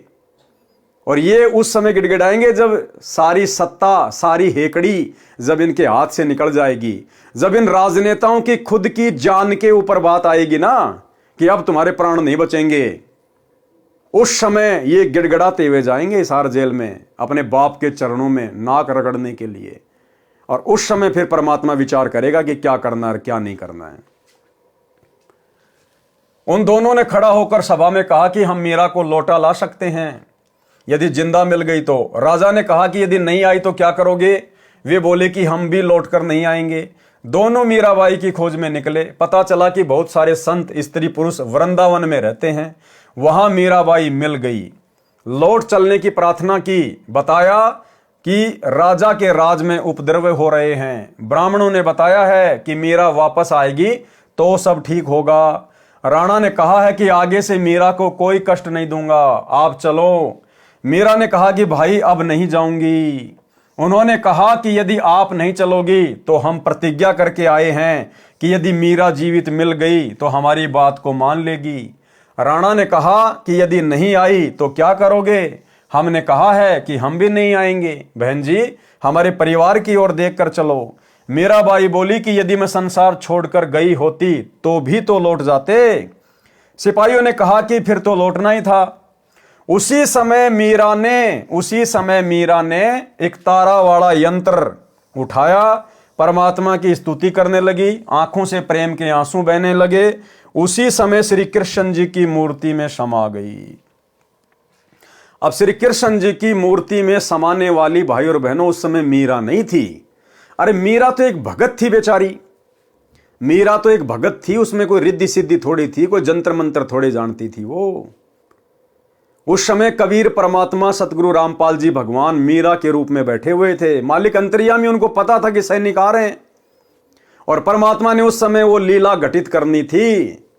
यानी आज आप और हमें ये विश्वास दिलाना था कि मीरा की आस्था, मीरा की श्रद्धा परमात्मा से उपदेश लेने के बाद भी थोड़ी थोड़ी श्री कृष्ण जी में थी। अन्यथा अगर मीरा भी मान लो अगर रिद्धि सिद्धि वाली हो गई थी और यदि उसने अपनी मर्यादा तोड़ दी और जादू जंत्र करके अगर श्री कृष्ण जी की मूर्ति में समा गई तो इससे भी यही सिद्ध होता है कि मीरा कबीर परमात्मा के उपदेश को फॉलो नहीं कर पाई, उनके ज्ञान को अच्छे से नहीं समझ पाई। मीरा की आस्था श्री कृष्ण जी से हट नहीं पाई। अन्यथा श्री कृष्ण जी की मूर्ति में समाने का क्या मतलब था? अपने परमात्मा का वैसे ध्यान करती रहती, जमीन में समा जाती। श्री कृष्ण जी की मूर्ति में समाने का क्या मतलब था? यानी गुरुदेव भगवान आप और हमारी आंखें खोलने के लिए कि मीरा कितनी अच्छी आत्मा थी, कितना संघर्ष किया, परमात्मा उसके कितना साथ थे, लेकिन परमात्मा भी उस समय फेल हो जाता है जब ये जीव जरा सी भी आस्था अपने गुरु से हटाकर, अपने परमात्मा से हटाकर किसी अन्य देव में लगा लेता है। 100 वर्ष सतगुरु की पूजा एक दिन अनुपासी, वो अपराधी आत्मा फिर पड़े काल की फांसी। तो आप और हमारे लिए शिक्षा है, एक उदाहरण पेश किया गुरुदेव ने मीरा का रूप बना के और उस मूर्ति में समाकर, क्योंकि मीरा की श्री कृष्ण में आस्था समझो मूर्ति में समा गई, बात एक ही है। तो आप और हमें शिक्षा देना चाह रहे हैं गुरुदेव भगवान की, वर्तमान में तुम मीरा जितनी भी गलती मत कर देना। जहां आशा तहां बाशा होई, मन कर्म वचन सुमरियो सोई। अगर ये भक्ति करते करते इस कलयुग की पिछली पीढ़ी में अगर तुम्हारी अपने गुरु के अलावा किसी अन्य में जरा सी भी आस्था रह गई, जैसे आज सतलोक आश्रमों से जुड़े हुए 90% भगत भाई बहनों की थोड़ी सी नहीं, आधी नहीं, पूरी की पूरी आस्था उस दाढ़ी मूंछ वाली कबीर जी की समझे जाने वाली नकली फोटो में है। यानी वही बात है भाई और बहनों, जहां से परमात्मा ने उठाया था संगत वहीं जाके खड़ी हो गई। पहले देवी देवताओं को छोड़ने को तैयार नहीं थी, अब उस दाढ़ी मूंछ वाले कबीर जी की मुर्दा फोटो को छोड़ने को तैयार नहीं है। अब क्या करे भगवान? परमात्मा समझा ही सकता है, रो ही सकता है, प्रमाण दे सकता है, सीना फाड़ के नहीं दिखाएगा कि मैं कबीर हूं तुम्हारा गुरु। तो ये तो हमने तत्व ज्ञान को आधार बनाकर ही समझना पड़ेगा। तो आप और हमारा सौभाग्य साथ संगति से जुड़े हुए भाई बहनों का, जो परमात्मा ने आस्था और श्रद्धा का नामो निशानी खत्म कर दिया किसी अन्य देव में, महादेव में, और वो दाढ़ी मूंछ वाली कबीर जी की फोटो को परमात्मा ने हम सभी सत्सेवकों में प्रेरणा करके टूक टूक करवा दिया, फड़वा दिया, सोशल मीडिया पर वीडियो बनवा दिए दूसरे लोगों को भी संदेश देने के लिए। तो ये साथ संगति गुरुदेव भगवान का विशेष मिशन है, 13वां यथार्थ कबीर पंथ है। उसी समय मीरा जी ने एक तार वाला यंत्र उठाया, परमात्मा की स्तुति करने लगी, आंखों से प्रेम के आंसू बहने लगे। उसी समय श्री कृष्ण जी की मूर्ति में समा गई। दोनों नौकरों ने लौटकर राणा को सभा में बताया। उस समय राजा अपने महामंत्री भवन के साथ शिकार खेलने जाने वाले थे। भौम तलवार तीर लेकर तैयार था। उसके घोड़े को भगत नौकर पकड़कर खड़ा था। यानी जो भगत था, वो जो नौकर था वो भगत बन गया था। वो भवन के घोड़े को पकड़ के खड़ा था। भवन मंत्री सभा में बैठा था। नौकरों से राजा ने प्रश्न किया कि मिली मीरा? नौकरों ने कहा कि मिली थी, मना कर दिया। भगवान की मूर्ति में समा गई। राजा अहंकारी था। उसने कहा कि बाहर जाकर चरित्रहीन हो गई होगी, मुसलमान खत्म कर लिया होगा, इसलिए धरती में गड़ गई। जब जानता वो संत थी, ऊपर आकाश में स्वर्ग में जाती। उस अहंकारी राजा ने और परमात्मा की प्यारी आत्मा के विषय में, मीरा के विषय में क्या कुशब्द कहे कि जब जानता वो भगत थी, जब ऊपर आकाश में जाती स्वर्ग में, जमीन में गड़ गई, कोई मुसलमान खत्म कर लिया होगा। यानी टोंट कसा, व्यंग कसा कि उस समय मानता कि वो संत थी, भगत थी, जब ऊपर उड़ के जाती। अब भाई और बहनों, परमात्मा फिर अपने भगत की बेइज्जती सहन नहीं कर सकता। उसी समय परमात्मा भवन के रूप में प्रकट हो गए। वहां पर मीराबाई के चाचा के रूप में, भवन के रूप में परमात्मा प्रकट हो गए। उस भवन को नहीं पता चला कि मैं कौन हूं और अब मेरे रूप में सारा खेल कौन खेलने वाला है। तब जानता वो संत थी, जब ऊपर आकाश में स्वर्ग में जाती। उस समय भवन भगत खड़ा हुआ और बोला, हे अपराधी। अब हमने पहले क्या पढ़ा, वो तो बहुत डरता था वो अपने भतीजे से।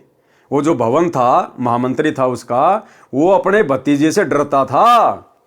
लेकिन उस समय क्या हुआ, तुरंत खड़ा हुआ भरी सभा में और क्या कहा अपने भतीजे को कि हे अपराधी। उस समय भाई और बहनों, वो सारी भूमिका, वो सारा रोल कबीर परमात्मा सतगुरु रामपाल जी भगवान ने अपने हाथ में ले लिया। जिस प्रकार आपने कबीर सागर के सरलार्थ में पढ़ा कि हनुमान जी द्रोणागिरी पहाड़ को उठाकर लंका ले गए। गुरुदेव ने क्या बताया, वो उठाता हुआ हनुमान दिखाई दे रहा था, लेकिन सूक्ष्म रूप में हनुमान जी के हाथों के नीचे हाथ किसने दिए? इसी कबीर परमात्मा सतगुरु रामपाल जी भगवान ने। तो इसी प्रकार वो बोलता हुआ तो भवन दिखाई दे रहा था, लेकिन उस समय वो रोल कबीर परमात्मा सतगुरु रामपाल जी ने अपने हाथ में ले लिया। उसी समय भवन भगत खड़ा हुआ और बोला, हे अपराधी, उस देवी के लिए ऐसे कटे जले शब्द ना बोल। यदि वह ऊपर चली जाती तो भी तूने नहीं मानना था, तेरा पाप नहीं मानने देता। मैं जा रहा हूं स्वर्ग में, देख ले।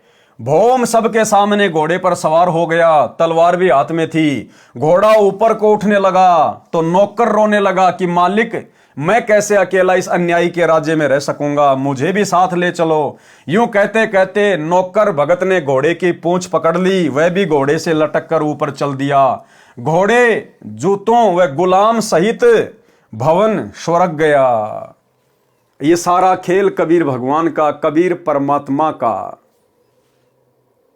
ये सारा खेल भाई और बहनों पूज्य गुरुदेव भगवान का।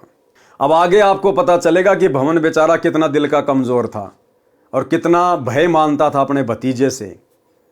और भवन कैसे घोड़े पे चढ़कर स्वर्ग चला जाएगा, और क्यों जाएगा भाई भवन स्वर्ग में? वो स्वर्ग की भक्ति कर रहा था क्या? वो तो कबीर परमात्मा की भक्ति कर रहा था। हमारे को तो स्वर्ग में जाना ही नहीं।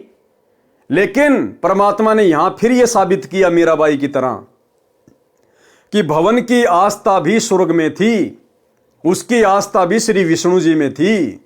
भले नाम रविदास जी से ले रखा था, भले मंत्र ये वाले जाप करता था, लेकिन आस्था मूल ज्ञान के अभाव में, भक्ति के कंप्लीट कोर्स के अभाव में उन आत्माओं की आस्था अपने उन्हीं इष्ट देव में रही। कोई श्री कृष्ण जी को मानता, कोई शंकर को मानता, कोई माता जी को मानता। इसलिए परमात्मा ने आप और हमें शिक्षा देने के लिए ये उदाहरण पेश किया कि उनकी आस्था पूर्णतया परमात्मा में नहीं बनी थी, और जिसको टारगेट मान के वो भक्ति कर रहे थे, परमात्मा ने वहीं उनको पहुंचा दिया स्वर्ग में। और उस अहंकारी राजा के सामने इस प्रकार की लीला दिखा के परमात्मा ने उसको भी भरी सभा में नीचा दिखाना था कि हो सकता है इस अन्यायी का थोड़ा बहुत अहंकार टूट जाए। यूं कहते कहते नौकर भगत ने घोड़े की पूंछ पकड़ ली, वह भी घोड़े से लटक कर ऊपर चल दिया। घोड़े, जूतों व गुलाम सहित भवन स्वर्ग में गया। विशेष, एक नित्यानंद जी महाराज गांव माजरा जिला रोहतक में जटेला तालाब पर साधना किया करते थे। जटेला तालाब 4 गांव की सीमा पर माजरा की सीमा में है। गांव है माजरा, बिगावा, बास, अचीना आदि आदि। ये दादरी जिले के हैं। उनके विषय में कहा जाता है कि वे सशरीर ऊपर गए हैं। वे श्री विष्णु जी के पुजारी थे। उनको ऊपर जाते किसी ने आंखों तो नहीं देखा, परंतु पूर्ण विश्वास यही है। संत गरीबदास जी स्पष्ट करना चाहते हैं कि श्री रामचंद्र के साथ सब अयोध्यावासी स्वर्ग गए थे। राजा हरिश्चंद्र के साथ काशीवासी सब स्वर्ग गए थे, परंतु जन्म मरण न तो श्री रामचंद्र जी का समाप्त हुआ, वे श्री कृष्ण रूप में जन्मे फिर मरे, न राजा हरिश्चंद्र का जन्म मरण समाप्त हुआ, वे 10वें अवतार के रूप में आगे जन्म लेंगे। करोड़ों व्यक्तियों को मारकर कोरे पाप इकट्ठे करेंगे, नरक में गिरेंगे। नित्यानंद जी तथा भौम जैसों की गिनती क्या की जाए। केवल कबीर परमात्मा की सत्य साधना 3 बार दीक्षा वाली अधिकारी से लेकर करने से जन्म मरण सदा के लिए समाप्त हो जाता है। वर्तमान में मेरे यानी संत रामपाल के अतिरिक्त विश्व में किसी को 3 बार की दीक्षा देने का अधिकार नहीं है। ये वीडियो के माध्यम से मेरा इलेक्ट्रॉनिक शरीर हजारों वर्ष कलयुग में दीक्षा देगा। अरब खरब मानव स्त्री पुरुष जो दीक्षा लेकर मर्यादा में रहकर आजीवन भक्ति करेंगे तो मोक्ष में कोई शंका नहीं है। भवन मंत्री भगत की रक्षा परमात्मा ने की, यानी ये जो घटना है जब भवन घोड़े सहित स्वर्ग में गया था, उससे पहले की घटना है कि क्या घटना घटी थी जो परमात्मा ने उसकी रक्षा की। और इस घटना से आपको समझ में आएगा कि घोड़े के ऊपर उस समय भवन के रूप में स्वर्ग जाने वाला कौन था। भवन मंत्री भगत की रक्षा परमात्मा ने की। भगत भवन महामंत्री था, राजा का चाचा था तथा बहुत वफादार था। राणा अपना चाचा होने के नाते तथा निष्कपट से सेवा करने के कारण भवन पर बहुत विश्वास करता था। भवन को परमात्मा पर पूर्ण विश्वास था। एक अन्य मंत्री चाहता था कि मैं महामंत्री बनूं तो सब कमांड मेरे हाथ में आ जाए। अब महामंत्री भवन के अधीन रहना पड़ता है, वह जो कहता है वही करना पड़ता है, मेरी नहीं चलती। राजा के सामने महामंत्री भवन की निंदा करता रहता था, परंतु राजा को विश्वास नहीं हो रहा था कि मेरे चाचा मेरे विरुद्ध चल सकता है या मेरे राज्य को हड़पना चाहता है। परंतु दुष्ट मंत्री को चैन नहीं था। राजा महामंत्री भवन को शिकार करने के समय या किसी अन्य शहर में जाना होता था तो सदा साथ रखता था। शिकार करने जाते थे, भवन जीव नहीं मारना चाहता था, परंतु राजा को नाराज भी नहीं करना चाहता था, इसलिए काठ की यानी लकड़ी की तलवार बनाकर लोहे की म्यान में डाल रखी थी। बाहर से तो तलवार तेज धार वाली लगती थी, अंदर लकड़ी का टुकड़ा था। भवन शिकार के समय राजा से दूसरी ओर घोड़ा दौड़ा ले जाते थे, कोई जीव हिंसा नहीं करते थे। भवन का परमात्मा पर अटूट विश्वास था। जो भी कार्य गलत होता तभी कहते कि परमात्मा जो करता है अच्छा करता है। अच्छा हुआ, अच्छा हुआ। किसी ने मंत्री को बताया कि भवन महामंत्री ने काठ की तलवार ले रखी है, कहता है कि जीव हिंसा नहीं करनी चाहिए। चापलूस मंत्री ने भवन के पीछे से उसकी तलवार देखी, वास्तव में लकड़ी की थी। 1-2 को और दिखाई, 3-4 ने आंखों देखी। चापलूस मंत्री ने सबसे कहा कि भवन अपने भतीजे को मरवाना चाहता है, स्वयं राज्य चाहता है। भाइयों, मेरे साथ राजा के पास चलो। मंत्री अपनी मंडली को लेकर राजा के यहां पेश हुआ। सबने एक सुर में कहा कि राजन, हम आंखों देख कर आए हैं, भवन आपका रक्षक नहीं है, आपको धोखा दे रहा है, काठ की तलवार ले रखी है, आप स्वयं मंगा कर देखें, हम पर विश्वास ना करें। देखो भाई और बहनों, जब भगत की नीयत सच्ची होती है ना, अब भुवन ने वो काठ की तलवार क्यों रखी? अपने भतीजे को मरवाने के लिए नहीं, उसका राज्य हड़पने के लिए नहीं। भगत की ठोकर पर रहता है राज्य। भगत राज्य का भूखा नहीं होता, थूकता भगत इंद्र के राज पे भी। भवन का मकसद था कि जब इसके साथ मैं शिकार पे जाता हूं तो मेरे हाथों से कोई जीव हत्या ना हो जाए, परमात्मा की मर्यादा ना टूट जाए। इसलिए वो काठ की तलवार रखता था कि अगर राजा के सामने अगर किसी जीव को मारना भी पड़ गया तो काठ की तलवार मारूंगा तो जीव मरेगा नहीं, बेहोश हो जाएगा, फिर उठ के भाग जाएगा। इस प्रकार से वो काठ की तलवार रखा करता था। लेकिन उस महामंत्री को मौका मिल गया, उसको किसी ने बता दिया महामंत्री ने अपनी आंखों देख लिया, 2-4 को और दिखाई उसकी तलवार उसके पीछे से, और राजा के वहां जाकर चुगली खा ली कि ऐसे ऐसे आपका चाचा आपको मरवाना चाहता है, काठ की तलवार रखता है। तो राजा ने सबको बुला लिया, सबकी तलवार चेक करने के लिए, और भवन भी सभा में आ खड़ा हुआ, भवन को पता नहीं। और जब राजा ने कहा कि सब अपनी अपनी तलवार चेक करवाओ, किसकी तलवार में कितनी धार है, अब भवन क्या करे बेचारा, बीच से निकल के जा नहीं सकता। अब हक्का बक्का रह गया कि भाई आज तो तेरी मृत्यु निश्चित है, ये दुष्ट आज तेरी गर्दन काटेगा, आज ये तलवार चेक कर रहा है और तेरी तलवार तो लकड़ी की है। तो भाई और बहनों, जब परमात्मा देख लेता कि भगत की नीयत सही है, तो परमात्मा फिर अपने भगत को मरने नहीं देता, उसकी बेइज्जती नहीं होने देता। सो छल छिद्र मैं करूं अपने जन के काज। राजा ने कहा कि यदि भवन की तलवार काठ की मिली तो सबके सामने उसकी गर्दन काट दूंगा। राजा ने सब मंत्री तथा महामंत्रियों को आदेश दिया कि दूसरे शहर में जाना है। सब अपने अपने अस्त्र शस्त्र लगाकर आधे घंटे में तैयार होकर ड्योढ़ी द्वार पर हाजिर हो। सब अपनी अपनी तलवार व अन्य शस्त्र लेकर ड्योढ़ी द्वार पर खड़े हो गए। राजा आए और बोले सब मंत्री महामंत्री तथा अन्य अंगरक्षक अपनी अपनी तलवार लेकर एक लाइन में खड़े हो जाएं। ऐसे ही हो गया। राजा प्रत्येक के पास जाकर कहे कि अपनी तलवार की धार चेक कराओ, तुमने धार ठीक से बनवा रखी है कि नहीं। यानी डायरेक्ट तो अपने चाचा को कह नहीं सकता, तो उसने ये बहाना बनाया। सबकी तलवार लोहे की थी। जब भवन का नंबर आया तो भवन को लग रहा था कि चंद मिनटों का जीवन शेष है, परमात्मा को याद कर लूं। भवन ने देखा कि आज बात बिगड़ गई है, अब ये दुष्ट तेरी गर्दन काटेगा, तेरा तो थोड़े बहुत समय का जीवन है, जब तक नंबर तेरा नहीं आता तलवार चेक करने का। और आंखें बंद करके अपने भगवान को याद करने लग गया। अब सोचो भाई और बहनों, अरे जो भवन घोड़े सहित नौकर सहित और अपनी रिद्धि सिद्धि शक्ति से स्वर्ग में जा सकता है उड़ के, क्या वो काठ की तलवार को लोहे की नहीं बना सकता था अपनी रिद्धि सिद्धि से? तो अब आपको समझ में आ जाना चाहिए भाई और बहनों कि उस समय भवन के रूप में वो लीला किसने की थी, घोड़े पर बैठकर स्वर्ग जाने की। राजा प्रत्येक के पास जाकर कहा कि तलवार की धार चेक कराओ, तुमने धार ठीक से बनवा रखी है या नहीं। सबकी तलवार लोहे की थी। जब भवन का नंबर आया तो भवन को लग रहा था कि चंद मिनटों का जीवन शेष है, परमात्मा को याद कर लूं। भवन परमात्मा का नाम जो गुरुजी से ले रखा था जाप करने लगा। आप और हमें एक और शिक्षा दे रहे हैं गुरुदेव भगवान, जब कभी कभार तुम्हारे सामने भी इस प्रकार की परिस्थिति पैदा हो जाए, तुम्हारे को कुछ भी समझ में ना आए, तो उस समय फिर अपनी तिगड़मबाजी को छोड़कर अपना दिमाग इधर उधर दौड़ाने के बजाय और जो सुमरण दे रखा है गुरुदेव भगवान ने, अपने परमात्मा में ध्यान लगा देना चाहिए। कोई विशेष संकट आता दिखाई दे, कोई परेशानी दिखाई दे, तो उस समय सुमरण ही हमारा हथियार होना चाहिए, सुमरण ही हमारा सहारा होना चाहिए। फिर परमात्मा आपत्ति को टाल देता है। भवन परमात्मा का नाम जो गुरुजी से ले रखा था जाप करने लगा। राजा ने कहा कि महामंत्री तलवार म्यान से निकाल। भवन को पता ही नहीं चला कि कब तलवार म्यान से बाहर निकली, वह तो अंतिम श्वास ले रहा था। अब भवन के तो होश उड़ गए, उसको तो पता ही नहीं, परमात्मा ने उसको निष्क्रिय कर दिया।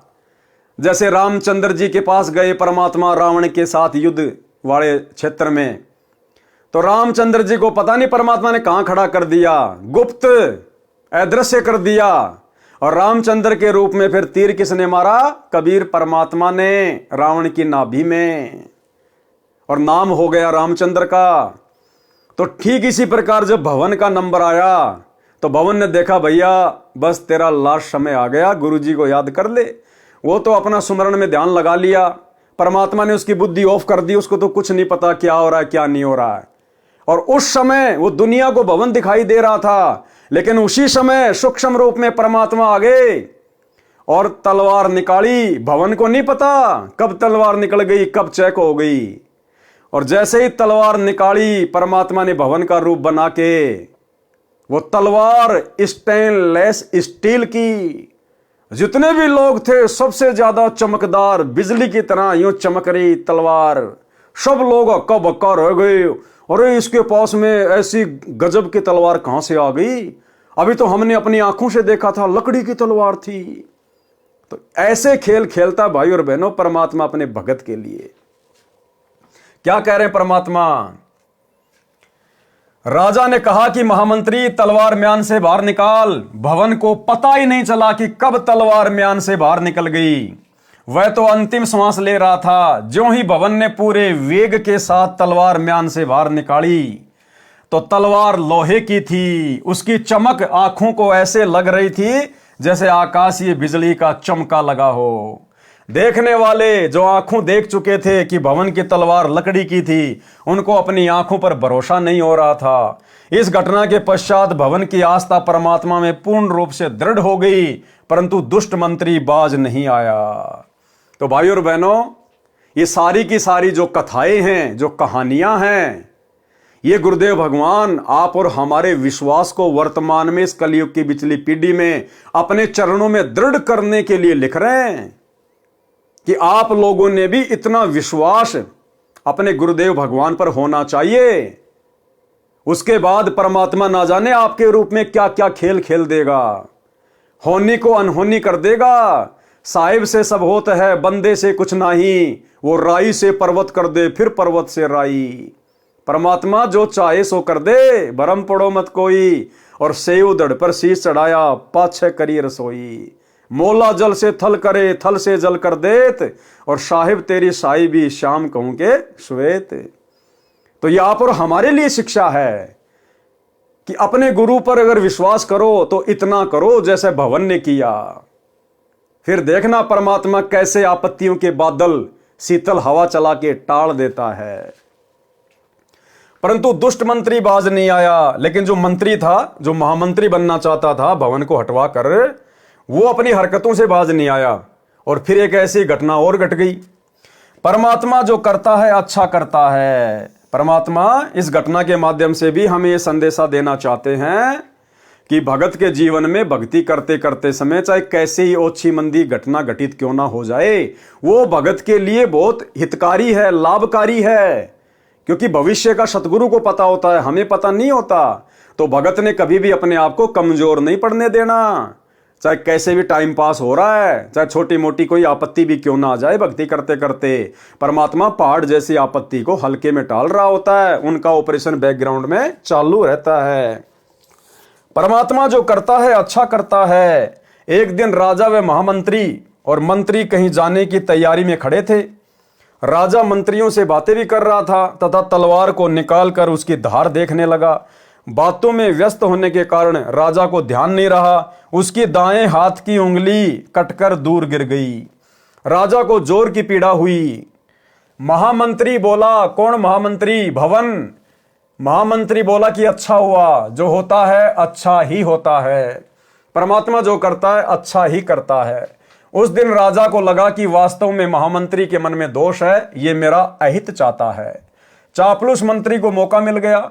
राजा के लिए वैद्य बुला कर लाया। कहने लगा कि हे राजन, देख लिया आपने, सुन लिया अपने कानों से।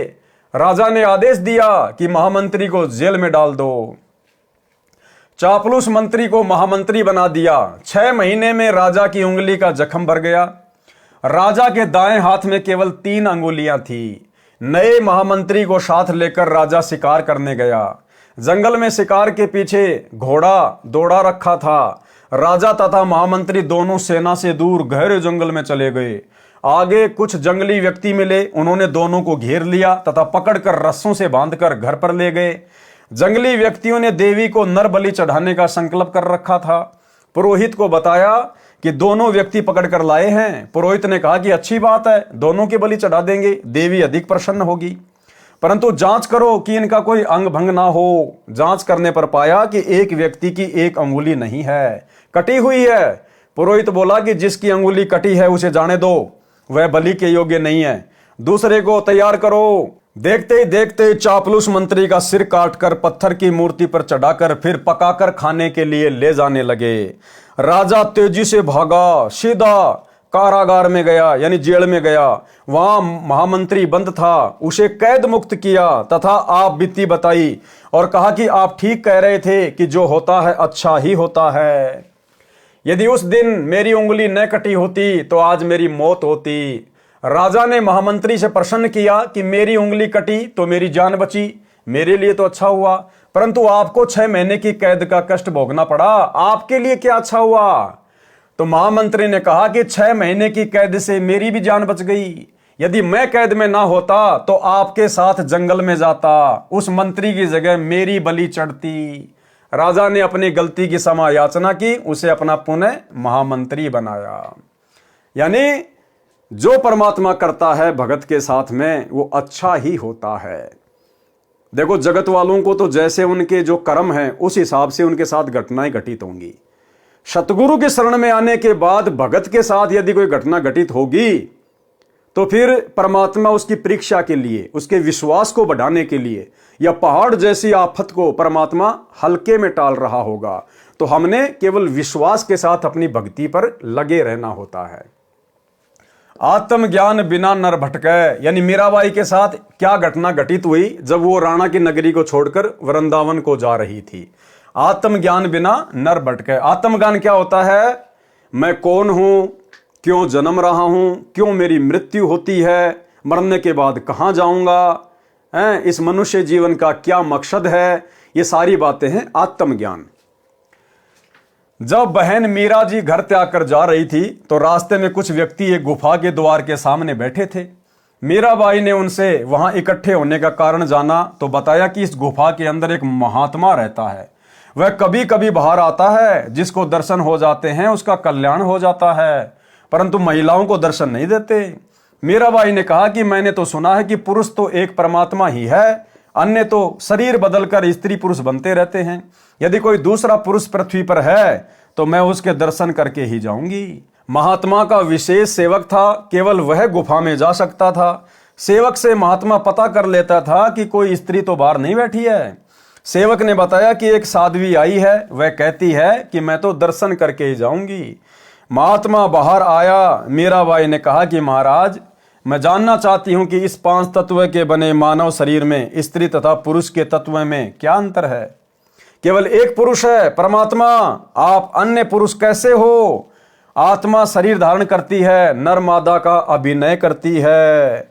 और जब मीरा ने उस महात्मा को सत उपदेश दिया, ज्ञान समझाया जैसा कि उसको परमात्मा से प्राप्त था, उसके बाद में उस महात्मा जी की आंखें खुली और उस महात्मा जी ने भी मीराबाई के साथ में जाके संत रविदास जी से नाम उपदेश लिया और अपना आत्म कल्याण करवाया। तो भाइयों और बहनों, मीराबाई की कथा से, गुरुदेव भगवान के आशीर्वाद से आप और हमें भक्ति मार्ग पर दृढ़ता के साथ में और संघर्ष करते हुए आगे बढ़ने की प्रेरणा मिलती है। और इसी प्रकार से हमने इस कलयुग की बिचली पीढ़ी में इन तमाम कथाओं से शिक्षा लेकर अपने आप को कमजोर नहीं पड़ने देना है, क्योंकि हमारे बैकग्राउंड में, हमारी पीठ पीछे समर्थ कादर भगवान, सतगुरु रामपाल जी भगवान लोहे की तरह खड़े हैं, लोहे की तरह। अगर मर्यादा में रहकर इस भक्ति मार्ग पर टिके रहे तो भाइयों और बहनों, आज के वीडियो में केवल इतना ही। कल रात्रि 8 बजे सभी भाई बहन फिर से लाइव जुड़िए एक नए वीडियो के साथ में। तब तक गुरुदेव भगवान आप और हम सभी को आज्ञा दे, इजाजत दे, आशीर्वाद दे। बंदी छोड़ सतगुरु रामपाल जी भगवान की जय हो।